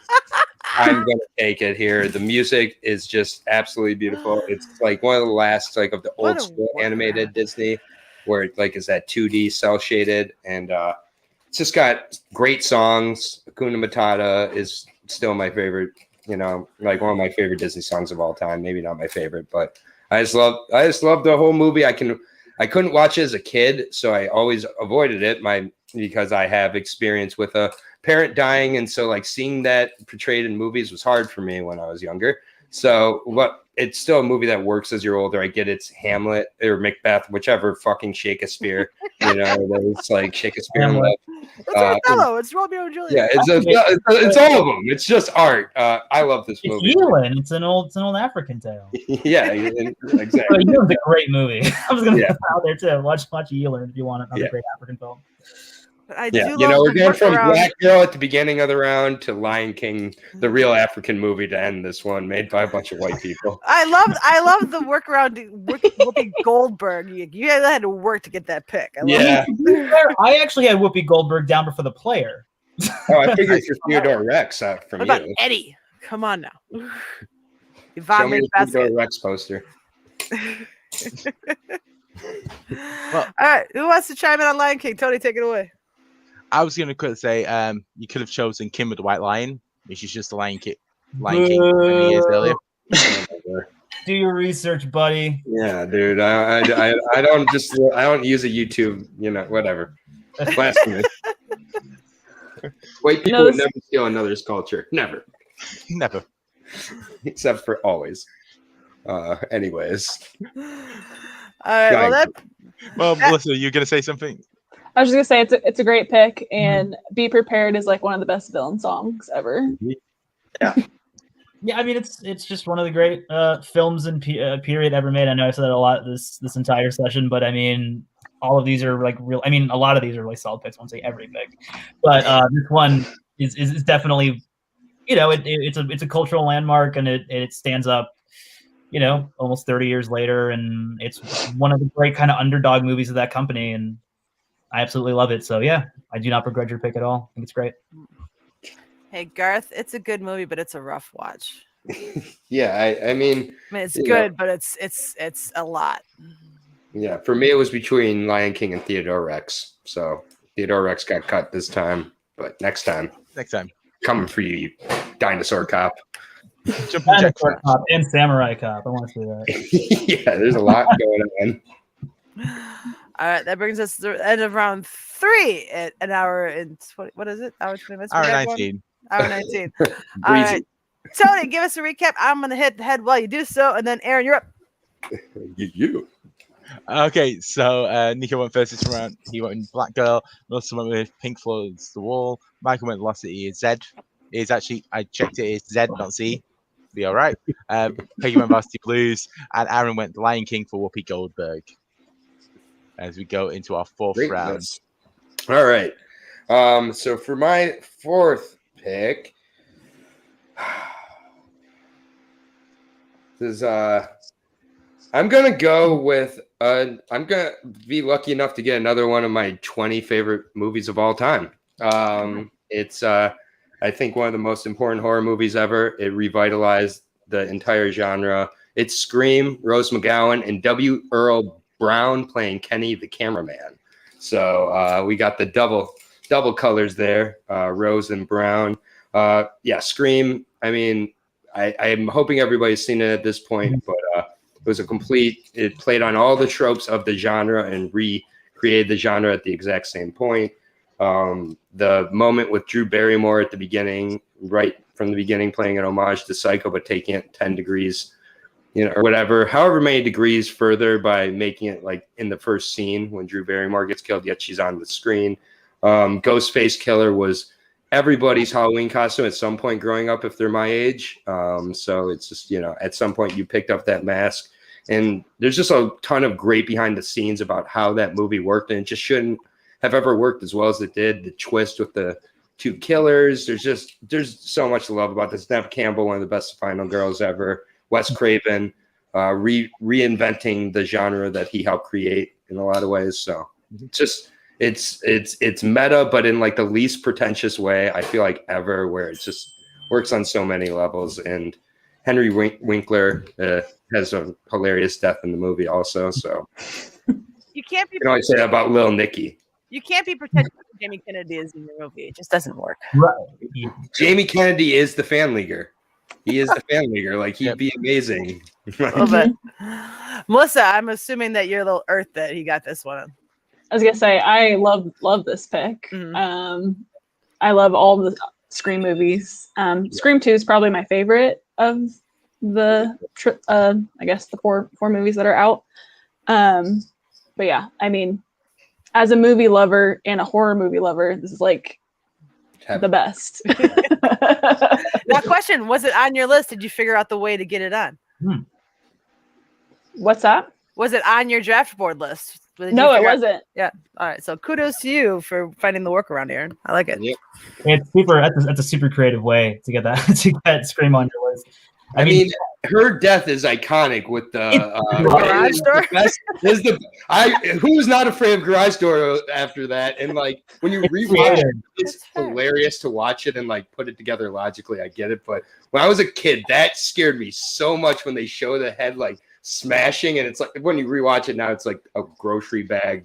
Like literally, it looks like a grocery bag, but. Yeah, I mean, I love genre films that twist the genre on their heads in such a way that film does, where people are still debating, is that a comedy or a horror film? Because it is genuinely scary, but it's also genuinely funny. And like you said, it's a film that rewrote the rules of the game, where every slasher film that came after was just trying to do Scream. Yeah. To this day, almost. Almost, yeah. The meta commentary, and yeah, I mean, it's.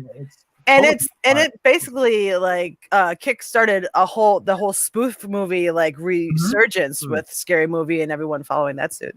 And I just want to really quickly mention Kevin Williamson, also the writer. I feel he's as integral as Wes Craven in these movies, and there's going to be definitely something missing if that comes back with those two not being a part of the reboots. But yeah, Kevin Williamson.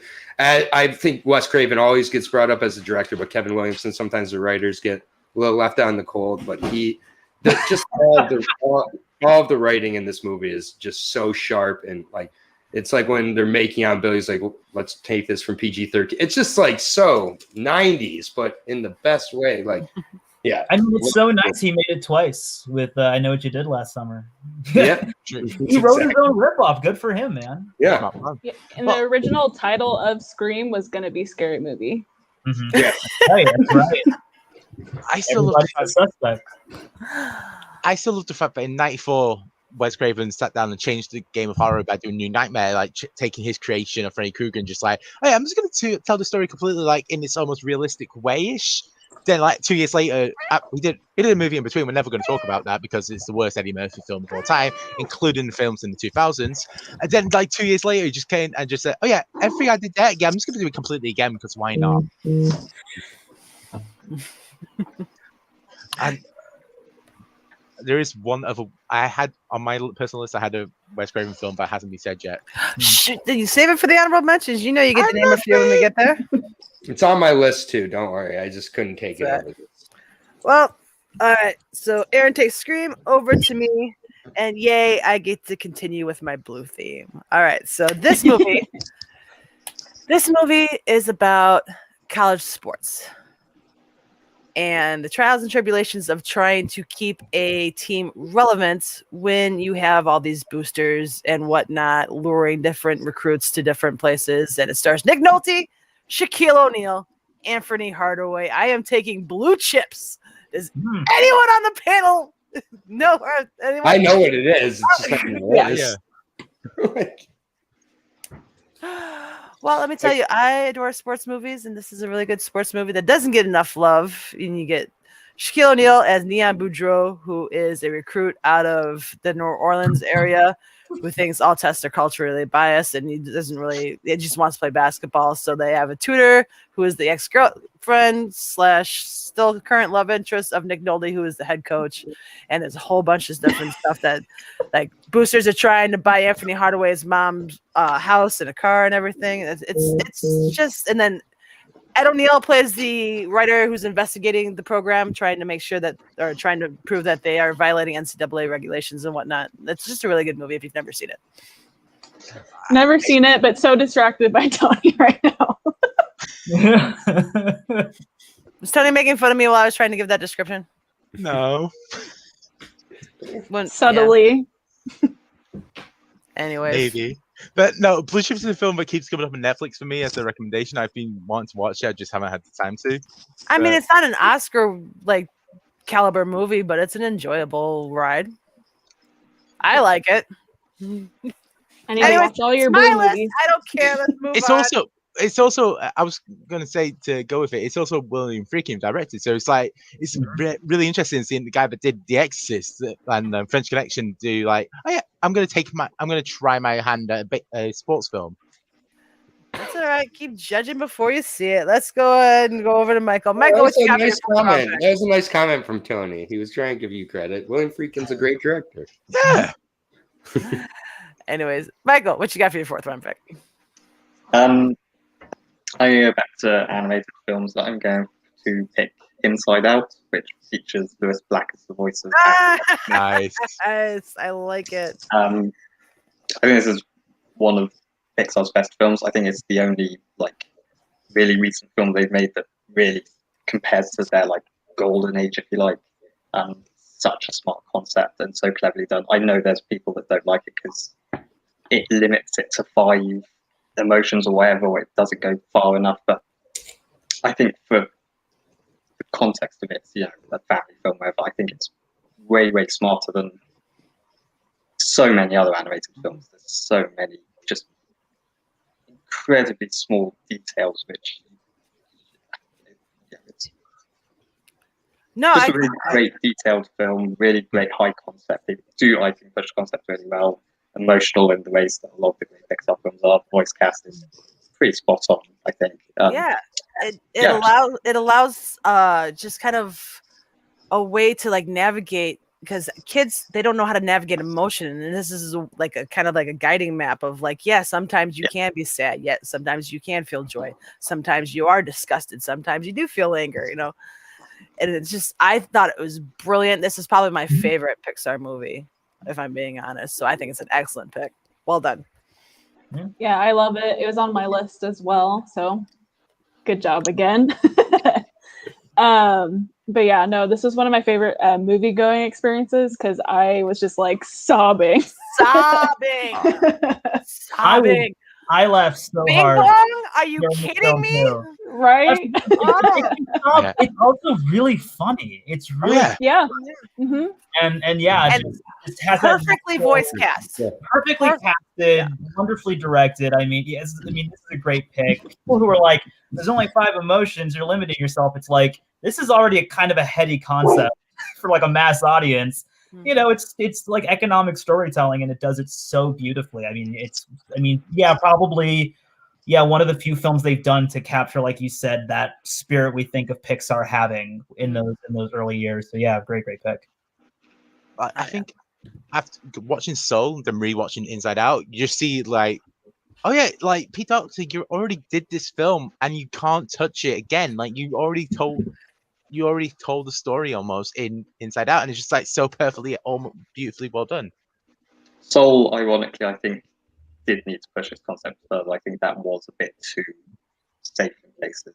Yeah, it felt that. And it felt that it's just like everything that Soul tried to like hit. It was just like Inside Out kind of already did it. It's like you're not really going into new territory here. Hard disagree, but that's a discussion for another day. Yeah, we could sit here for hours probably debating that one, honestly. But yeah, we're already at an hour and a half, and we're not through round 4 yet. So anybody else with something they want to chime in about Inside Out? Be good. All right, Niko, what you got to close out round 4? All right, to close out round 4, Melissa. Oh yeah. Oh shit! I wrote Inside Out in the wrong spot. It's okay. I wrote it twice. I wrote it for Michael and Melissa. Have another beer, Peggy. No, you're totally fine. So I'm gonna go movie with a bunch of colorful characters. Again, with the character names. We have Mrs. White, Mr. Green, Miss Scarlet, a bunch of them. So I'm gonna go with Clue. Yes. This was a childhood staple for me, particularly at sleepovers. I don't know why, but like my friend circle, we like always watched this at sleepovers. So it's like a very nostalgic pick for me. But it's a great mystery, great comedy, great ensemble cast, and a lot of fun. I feel like every friend group has like that one movie or 1 or 2 movies that like is like just their movie. But yeah, love this movie. 1 + 2 + 1 + 1 + no 1 + 2 + 1. Sorry. Anyways, yeah, excellent pick. You guys go. I ramble right now.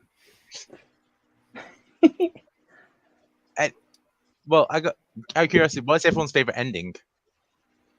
I've not seen the Mr. Green one. Either any of the endings. So wait, what?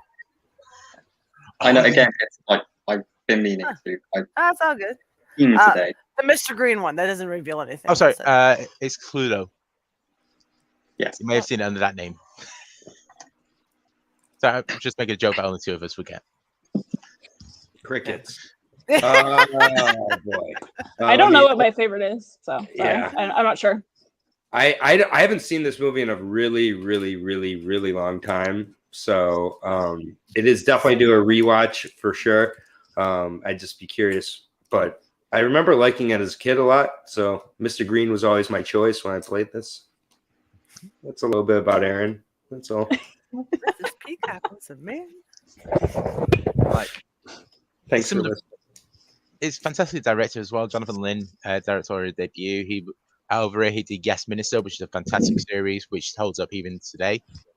And then he went on to do My Cousin Vinny. It's just like the way that it's done, the way that it was written. It was like very much like it was written very well, but it's the way that Jonathan Lynn was able to shoot it was just like made it just everything so much better. And like Tim Curry is Tim Curry, like God levels. All right, cool. Even though I still hold on to the fact that Rowan Atkinson should have been cast. No, you're so gonna die on that hill alone. All right, so Melissa, take Mr. Bean doing no physical act comedy. Tim Curry's good, but Rowan. It would not have been the same movie. It would not have had the charisma that it had. Honestly, it would have had the physical humor, but just let's not get into this right now. Johnny English. I like Rat Race. I secretly like Rat Race. Come on. Let's smash that. All right. Moving on, Nico. Now it is actually your turn to close out round 4. What you got? Great. So I'm going with, in my opinion, one of the most groundbreaking films of the past, 6 or so years. To me, it's Sean Baker's Tangerine. This is the film that was famously shot on 3 iPhones in LA about Black trans sex workers. That is one of the great kind of buddy comedies, Christmas movies, LGBTQ stories of all time, in my opinion. I mean, the way that this film is handled so deftly in an area of a city that is so well documented, in a way that is so fresh and, vibrant. It's saturated to hell, and I love it. And the way it's shot recalls to mind something like a Bicycle Thieves, going back to neorealism. He's doing it with a subject matter that is rarely brought upon in any form of cinema, let alone, this is independent cinema, obviously. He's not working on a huge budget. But with Tangerine, I remember seeing that movie and going, oh, wow, literally anyone can go out and make a movie. There's no excuses now. And I know that there's the anamorphic lenses, sort of not apertures, but accessories he had to make his film look more cinematic. And there, he had a professional sound crew. All that aside, just the gumption to go out and try to continue to push the boundaries of filmmaking to where here's this mass consumable product. Let's tell this story in this way. To me, just completely enveloped me, and I completely fell head over heels to where it's one of those, like, everything I do is influenced by this film. And I love the Florida Project. I think that's another masterstroke he did, and I'm very much looking forward to what he's doing next. And Tangerine, to me, stands tall as one of the paramount films of the 21st century, and I think of all time. It's up there with the greats, and it's hilarious, it's heartbreaking, it's absolutely gorgeous, and I highly recommend it if you haven't seen it. It's just a phenomenal film. Yeah, I'm happy to say that this is not the first time this film has been mentioned on this program, but I am sad to say that I have yet to see this movie. Tony, I believe you have seen this one, right? I have. It was on Film 4 over here on Christmas Eve. I put it on thinking, oh, this film would be fine just in the background as I do my Christmas wrapping at like midnight because I'm insane. I was just like, I lost 2 hours of my life to that film. I was just engrossed in it. It's so beautifully done. Sean Baker is incredible craftsman at his work, and it's just like it's an incredibly important film, especially like the right perfect day to do International Transgender Day of Visibility. It's just like if you haven't watched Tangerine, please do. It has become a Christmas staple for me now, and it's like a great film. That's cool. I have a friend who absolutely hates this film, and that kind of put me off when it came out. And then a couple of years later, he also hated the Florida Project. He just doesn't like Sean Baker. I don't know why. But then I saw the Florida Project, thinking, oh, well, I don't know about this. Thought it was great, obviously. So now, at some point, I will go back and see Tangerine because I've now got out of my head that Sean Baker's bad. Yeah, your friend doesn't know what they're talking about. Yeah, no. Sean Baker makes like the focus of his movies people who never are the focus of movies, and Tangerine is a great example of that. It is not a gimmick, the shooting style at all, or how it's shot. I think he made a concerted choice and did it expertly. I'm a huge fan of his work. Can't wait to see what he does next. And yeah, Tangerine is a perfect choice. Perfect choice. Yeah, like seriously, if people take anything from this, Tangerine, please go watch it this week. It is like you will be better off for it, 100%. Yep, I gotta go do that. Yeah. All right, and good way to close out round 4. Tony, recap time, just in case anyone showed up really, really late and doesn't know how it all broke down yet. Absolutely. Okay, so for our penultimate round, so Aaron went first this round. He went Scream for Rose McGowan. Peggy went Blue Chips. Michael went Inside Out for Lewis Black. Melissa went for Clue and All the Names. And Niko went for Tangerine. All right, round 5. This is where you guys round out your team. Either you make it the most well-rounded team you want, or you pick the one that is your gut pick that you just need to have on your team. However you want to do it, it's your final pick. Choose wisely. Niko, what you got? Yeah, well, this is the one that I said before we started that this is probably going to get the biggest response, and I can't wait to pull it out. This is a film that another paradigm shift in cinema. There was before this movie and there was after this movie. It is the cult classic midnight movie to end all midnight movies. Oh no, John Waters' Pink Flamingos. Oh god, no. Need I say more? Need I say more? This movie also changed my life. One of those you look at it and you go, how is this so great? How is this so groundbreaking nearly 50 years later? John Waters is a genius.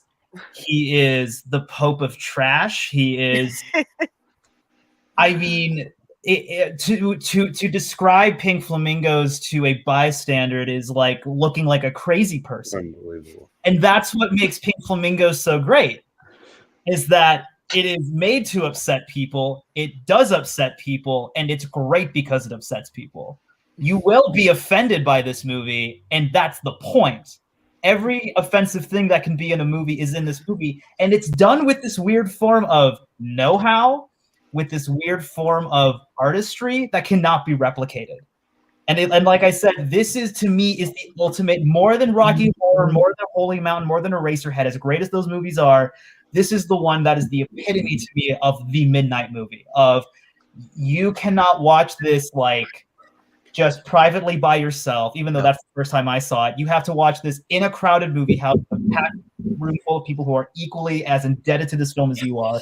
And it's also one of those, almost like Tangerine, almost like Black Girl, seeing that movie and going, oh my God, there's like a whole world out there in this art form that I've yet to experience. And it led me down a pathway that I still follow to this day. John Waters' big inspiration. It all started with Pink Flamingos, which to me is still my favorite. It's arguably his masterwork, definitely his most well-known movie. Divine's great in it. The whole, John Waters, usual stable of actors, Edith Massey, Ming Stoll, they're all great in this movie. If you haven't seen this movie, please go in and watch it. Watch it with your parents. Watch it with your kids. Watch it with your grandma. No. It's such a phenomenal movie. It's one of the most essential viewing experiences for any human being on this planet. Niko, have you met Bill Cariola yet in the No. families? Oh, I need to see. We need to introduce the two of you. I just think that you guys that'd be would talk interesting. for hours. I don't think And Bill hours. even likes this movie. No, I'm Like, just saying, just seriously. because their eccentric tastes in movies are just, it'd be. You need to be on his show on Earth. I'm just saying that. Okay, now, Aaron, you seem to have a visceral response to that choice. I hate this movie. I hate this movie. So Awesome, that's great. Yeah, no, it's not. It is obnoxious. It is not. This is like as kitsch could ever kitsch, and I fucking hate kitsch, man. And this is unbearable. It will ruin chicken. It will ruin so many things for you. I It can't. makes you love eggs. You gotta love eggs. After No, you don't. No, you don't. Feeling, This is honestly in my bottom 5 worst movies I've ever seen. I can't wait for the poll. I cannot wait for the poll. I'm feeling I wasn't lying. This movie still gets reaction almost 50 years later. I mean, it has that kind of power. It's okay. Like, congratulations. Like that's not an achievement. That's so great. No, it's a very important film. Like Niko's right in talking about it. It's often called the most important film in gay history because of what it did at the time, and the story of how it got made, the story of everything about it is so incredibly fascinating. I love all that stuff. It's the movie I don't. Yeah, like. the film is fucking terrible. Yeah, it's like all around it. It's great. It's such a movie that should be celebrated until you watch it. You're like, fuck I'm gonna spoil the ending here because I just need to tell because go. the ending. Oh, it's so famous. It's one of the most famous endings in film history. Divine, the lead actor, picks up an actual big dog shit and eats it. And on you camera. see the dog shit it on camera.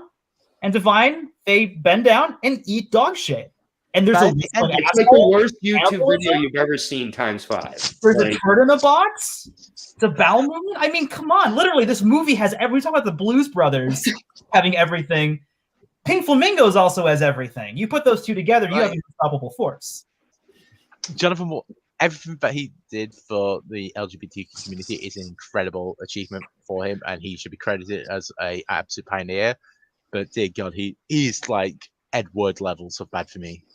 No, he transcends. To me, there's an artistry and a preciseness to John Waters' disgustingness that elevates him to the realm of one of the greatest filmmakers in the history of cinema. Well, I'm sorry. God. I've never seen it. So We will I don't not know. be digesting Pink Flamingo at any.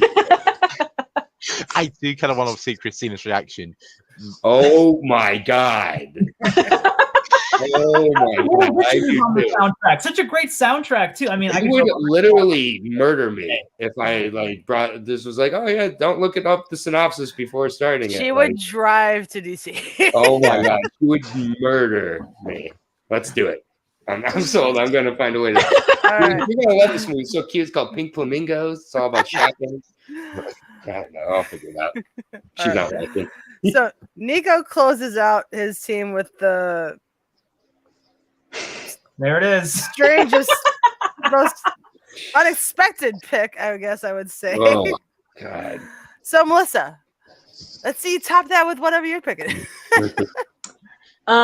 This movie. Don't find a way to pick Mein Kampf or some shit. I'm picking the reading of my. Or Tribe of the Will somehow. Tribe of the Oh my God. Will. I'm picking the assassination film of JFK. It has an IMDb rating. It counts as a film. Back and to the left. All right, go ahead, Melissa. I'm going with another character that has a colorful name. This movie is a nightmare, fever dream, craziness, wild ride with Nick Cage as Red in Mandy. I love this movie. I need to rewatch it, to be honest. I might have been on some substance the last time I watched it. The only way you should watch that movie. But it's a lot of fun. Oh, So. you came and you gave without taking, but I sent you away. Oh. Sadly, it's not about I have it. had a few too many. I'm sorry, I was nervous about the premiere earlier. No, You're great. Yeah, you're Peggy in prime form right now. I wouldn't even know you had a drink. I was just like, she's sober. Yeah, Mandy is just wild. Like, it's just shot so vividly that it is a colorful movie. It will be eligible when the most visually colorful movies comes up as well, and it will be taken then. Also, I'm so glad this movie was like pretty much well regarded by everybody who saw it. It wasn't widely seen, but people who saw it seemed to all like it. I haven't heard a huge amount of dissent, which I'm surprised with such a weird movie like this. But I mean, the scene in the bathroom with Nick Cage is just one of my favorite Nick Cage freakouts ever in a history of freakouts. I think it may be his apex. So yeah, totally. And it's a take on the Mandy song. I think it's completely like a take on That that was actually song. a thing to it. I was singing it from Can't Hardly Wait. Yeah, I'm thinking like based on what you were singing, it's pretty much what he's trying to do the whole movie. It's all about Mandy and like he's trying to get her back. Had zero idea. Zero clue. Hey, you know what? Maybe you're a future filmmaker, Peggy. You know, a lot of them have alcohol problems.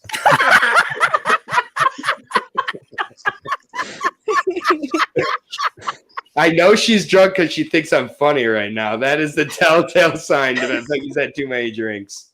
Like, oh, thank God for booze. Otherwise, no one will laugh at me. Or other things. Anyways, someone else, please. Anybody else on Mandy? I should lose our host. Yeah, I did. I'm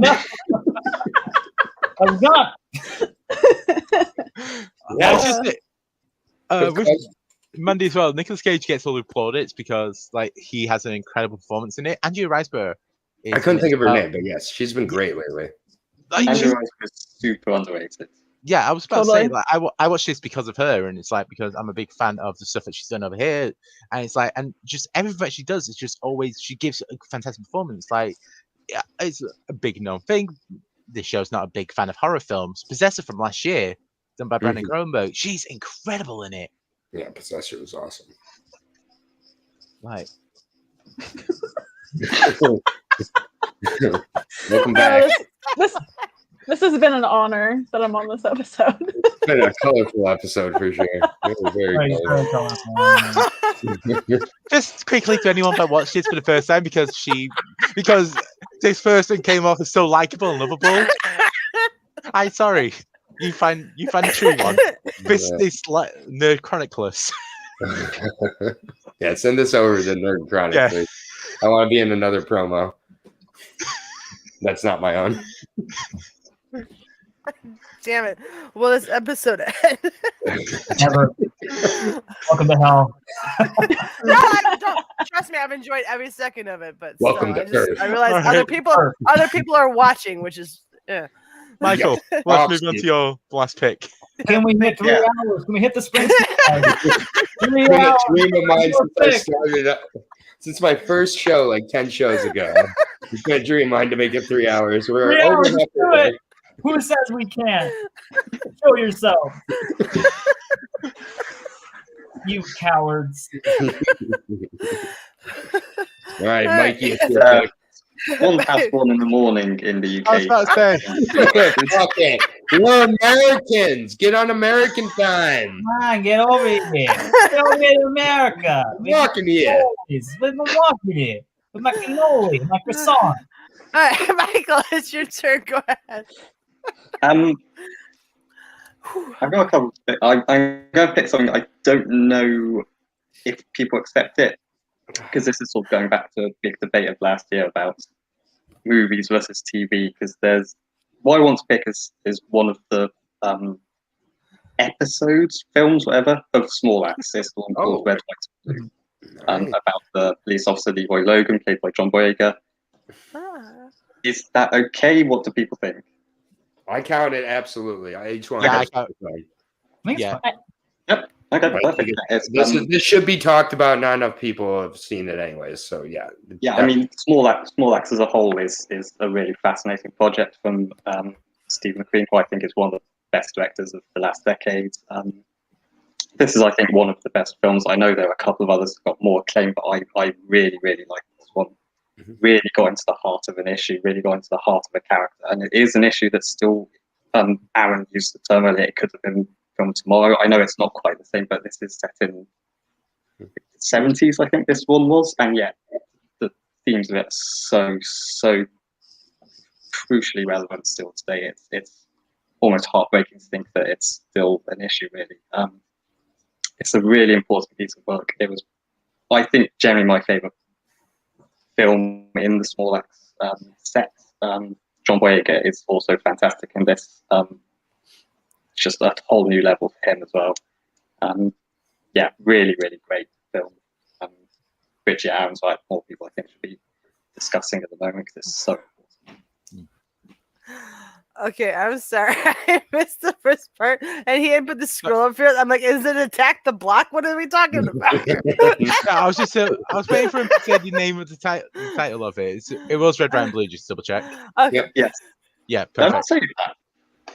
No, you just kept calling it Small Axe. I was just there, just like. No, you said Red, White, and Blue. He said it earlier. I heard John I must have Boyega. misheard. But yeah, this whole series is must watch for everybody immediately. Another also one on Amazon Prime. All of them are on there. You can watch them in any order. I'd watch one at a time because they are all on really pretty impactful issues, and I think deserve to be digested separately rather than. But I think they're all movies. I definitely do. And Red, White, and Blue was one of my favorites. I had one or two I preferred more, but at the same point, John Boyega needs more acclaim for how great of a performance he has in this movie. I'm looking forward to seeing him being in real movies, moving out here after those Star Pictures, whatever they're called, Star Trek, Star Wars. Star Wars. And yeah, I just really, really think the subject matter is all too prescient over there. It's over here. And it's not going to change until I'm not sure when, but it clearly hasn't changed in the last 50 years. And hopefully the next 50 are better. So great pick, though. Like I haven't seen it, unfortunately. So Yeah, either. They're probably some of the best creative work like that's been released in one bit as probably you've seen in the 21st century. Just everything Stephen Queen did with that whole series is just so wonderfully well done. It's just like you kind of forget, like it feels like if it was like this weird little special gift from the pandemic world. And it's just like, but it's like, no, he did this beforehand, and he's just that incredible of a creator. He took the limitations of what he was working with. He was working with the BBC. He was doing this. He wasn't like, and just made some of the most incredible things you can watch in the last like 10 years. Yeah, and it's like it came out right around the same time as Trial for the Chicago 7, one of my not favorite movies of the year. The way this handled social dynamics, social issues, and real life events compared to that movie, it's just like night and day between like the smooth, like just like that Hollywood glob that they put over real life events to make it more palatable. That was not in any of these that Steve McQueen did at all. So they're very different and very intentional in the way they were made. But I really recommend them to everybody. Mostly under an hour too, or around an hour. And if you watch it, I just say like John Boyega is literally like, I think people compare his thing there to like Al Pacino and Serpico. It's like he's that good, he's that amazing of a cut. And you just completely forget for a second of going, oh, that's the guy from Star Wars. Like, no, holy shit! Like this is like if he goes back to the blockbusters after doing stuff like that, it's just like one of the greatest talents of this generation. Yeah, totally agree. All right, over to me to close out my team. So I am gonna go with a pick where it's a romance. I don't know if I call it a rom-com, but there's romance to it. It's probably a sports romance is what I would refer to it as. It's the story of Anne-Marie Chadwick. Anyone with me so far? Heard that name. Nobody? All right. She was an amateur surfer until a near drowning incident, and then life kind of got thrown at her, and she became a worker at a luxury hotel. It's the story of a girl trying to get back to where her former trajectory was headed. I am taking Blue Crush as my fifth and final pick. My team of blue movies, which makes me very, very happy. Has anyone here seen Blue Crush? Know anything about it? No, yes. I watched it for the articles. No, I love that movie. I was like 12 years old when this movie came out. Me and all my friends went to it. Was this a very seminal like coming of age movie for you? No pun intended. No pun intended. We all got awkward boners next to each other in the theater for sure. And like none of us talked about it afterwards. We're talking about Pink Flamingos. Those are the only. Yeah. This movie definitely a lot of preteen and teen boys went to this movie. This was like, oh my god, we got to go see Kate Bosworth in a bikini.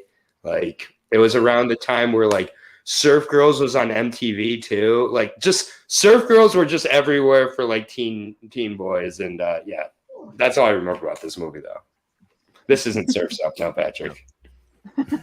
I didn't get a boner with Surf's Up. This is not my office. Where I park my car.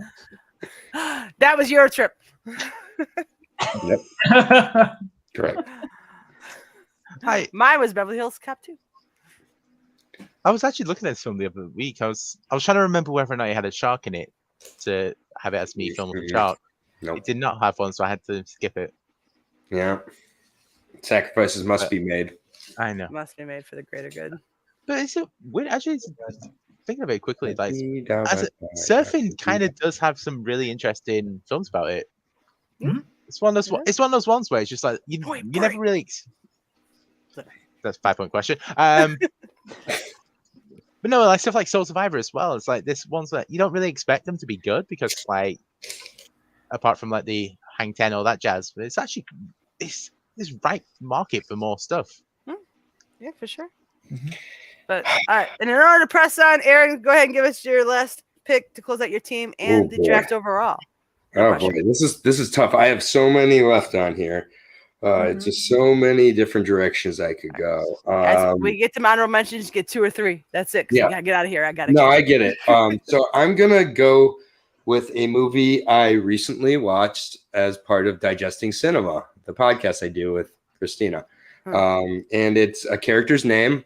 It's a character, his nickname that he goes by. It's Red. This is Spike Lee's masterpiece, Malcolm X, starring Denzel Washington. It is an epic in every sense of the word. It should be brought up with Lawrence of Arabia. It should be brought up with just all of the kind of epics that for some reason it's been left out of that conversation in a lot of times when I hear it. And Malcolm X, I think this should be shown in schools. It took me 30 years to see this movie, and I'm embarrassed about that. But I just found this movie to be a really effective examination of an incredible man's life. And again, a movie that could have been made tomorrow with all of the issues, just the misrepresentation of his overall mission, of his overall life. And it's, I think, Spike Lee's most like mature kind of work. He does still have some Spike Lee-isms in it for sure, because I mean, it is one, but I think they're really held back in order to present the story the way that it should have been. I like, just can't see anybody else other than Denzel being this role also. So it's pitch perfect casting. Makes One Night in Miami very hard to watch, even though that guy knocks it out of the park as well. He's fantastic. Yeah, no, he really is. I mean, it's just everything. There's a few times where Spike Lee puts real life footage in there, and it's like you can't tell the difference at all. Like, and it's just overall, it's really heartbreaking when you learn more about the story, and it's just, I mean, the disillusionment that Malcolm X's character made, even if this wasn't based on true story, if this was just like a coming of age story. I mean, it's like when he learns more about his false prophet, Elijah Muhammad, and just all of the different things that happen. And spoiler alert, he gets assassinated. And that assassination scene is one of the most disturbing assassination scenes I've ever seen.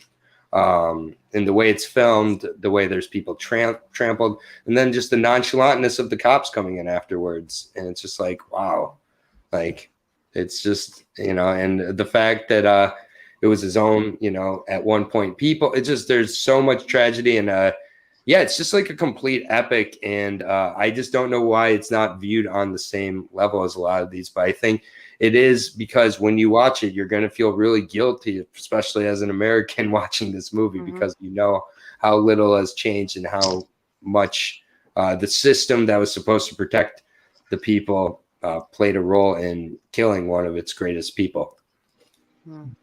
So, yeah, a little bit of a downer to end this, but I mean, no, but it's in the same vein of Judas and the Black Messiah. Like, honestly, I knew barely anything about like the Black Panther Party or anything of the Nation of Islam, anything of that sort of thing until movies honestly taught me. Not school. I went to a white Catholic school, didn't teach us shit. So. Yeah, and it's just, I mean, this movie I feel is just really, it's very educational. I know it inspired me to look into the actual man of Malcolm X myself. And I mean, it took me way too long. So I hope that other people will be encouraged by this to check this movie out. It's also full of color, especially the first act where he's a young man. And it's just like, I mean, there are zoots like galore. I mean, it's just, there's the use of the color red in the movie throughout is integral. Really, I mean, it works on so many levels for it to be the last pick in the Colourful movie. I think it's actually a very appropriate final pick. Sure. I think it is too. Yeah, I mean, I don't want to sound like an old person, but they literally would never make a movie like this nowadays. At that length, that in depth on a person's life, and it is you can tell Spike Lee really, really wanted to do this man justice. It passed through many hands before it got to him, and he, there's an interesting sort of reception to Spike Lee himself as a person after this film comes out. Because the way he's like, well, only black critics can review it, and saw him as this kind of indignant person. But I think time has proven that film to be just a masterstroke, and that all of his decisions are pinpoint perfect, perfection. And it's hard to do a person like that justice within a cinematic form, but he does it, and it does give the breadth of that person's life, which just makes, like you said, that assassination even more tragic. And yeah, it's just an essential watch for any human being. I totally agree.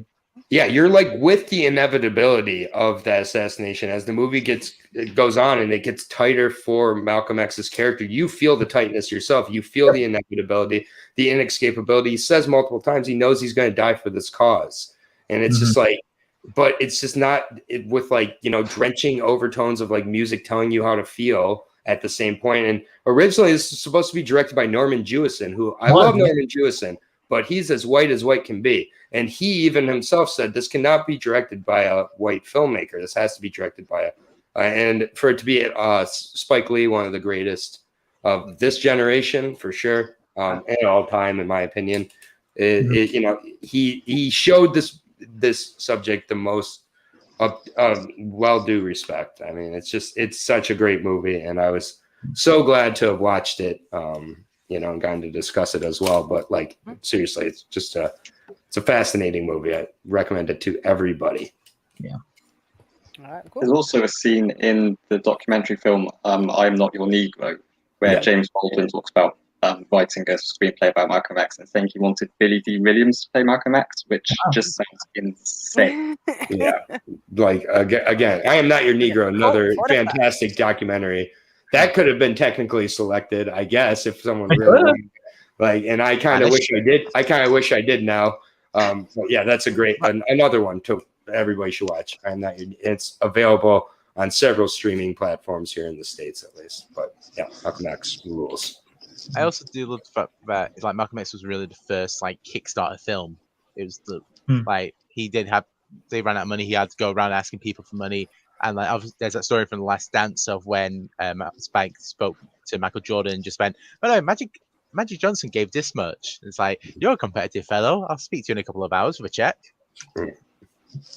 Yeah, it's just like all the common knowledge too, like of like, oh yeah, of course the CIA was listening into Malcolm X and like helping. It's just like at this point, the fact that we all just kind of accept that, it's like, what the fuck?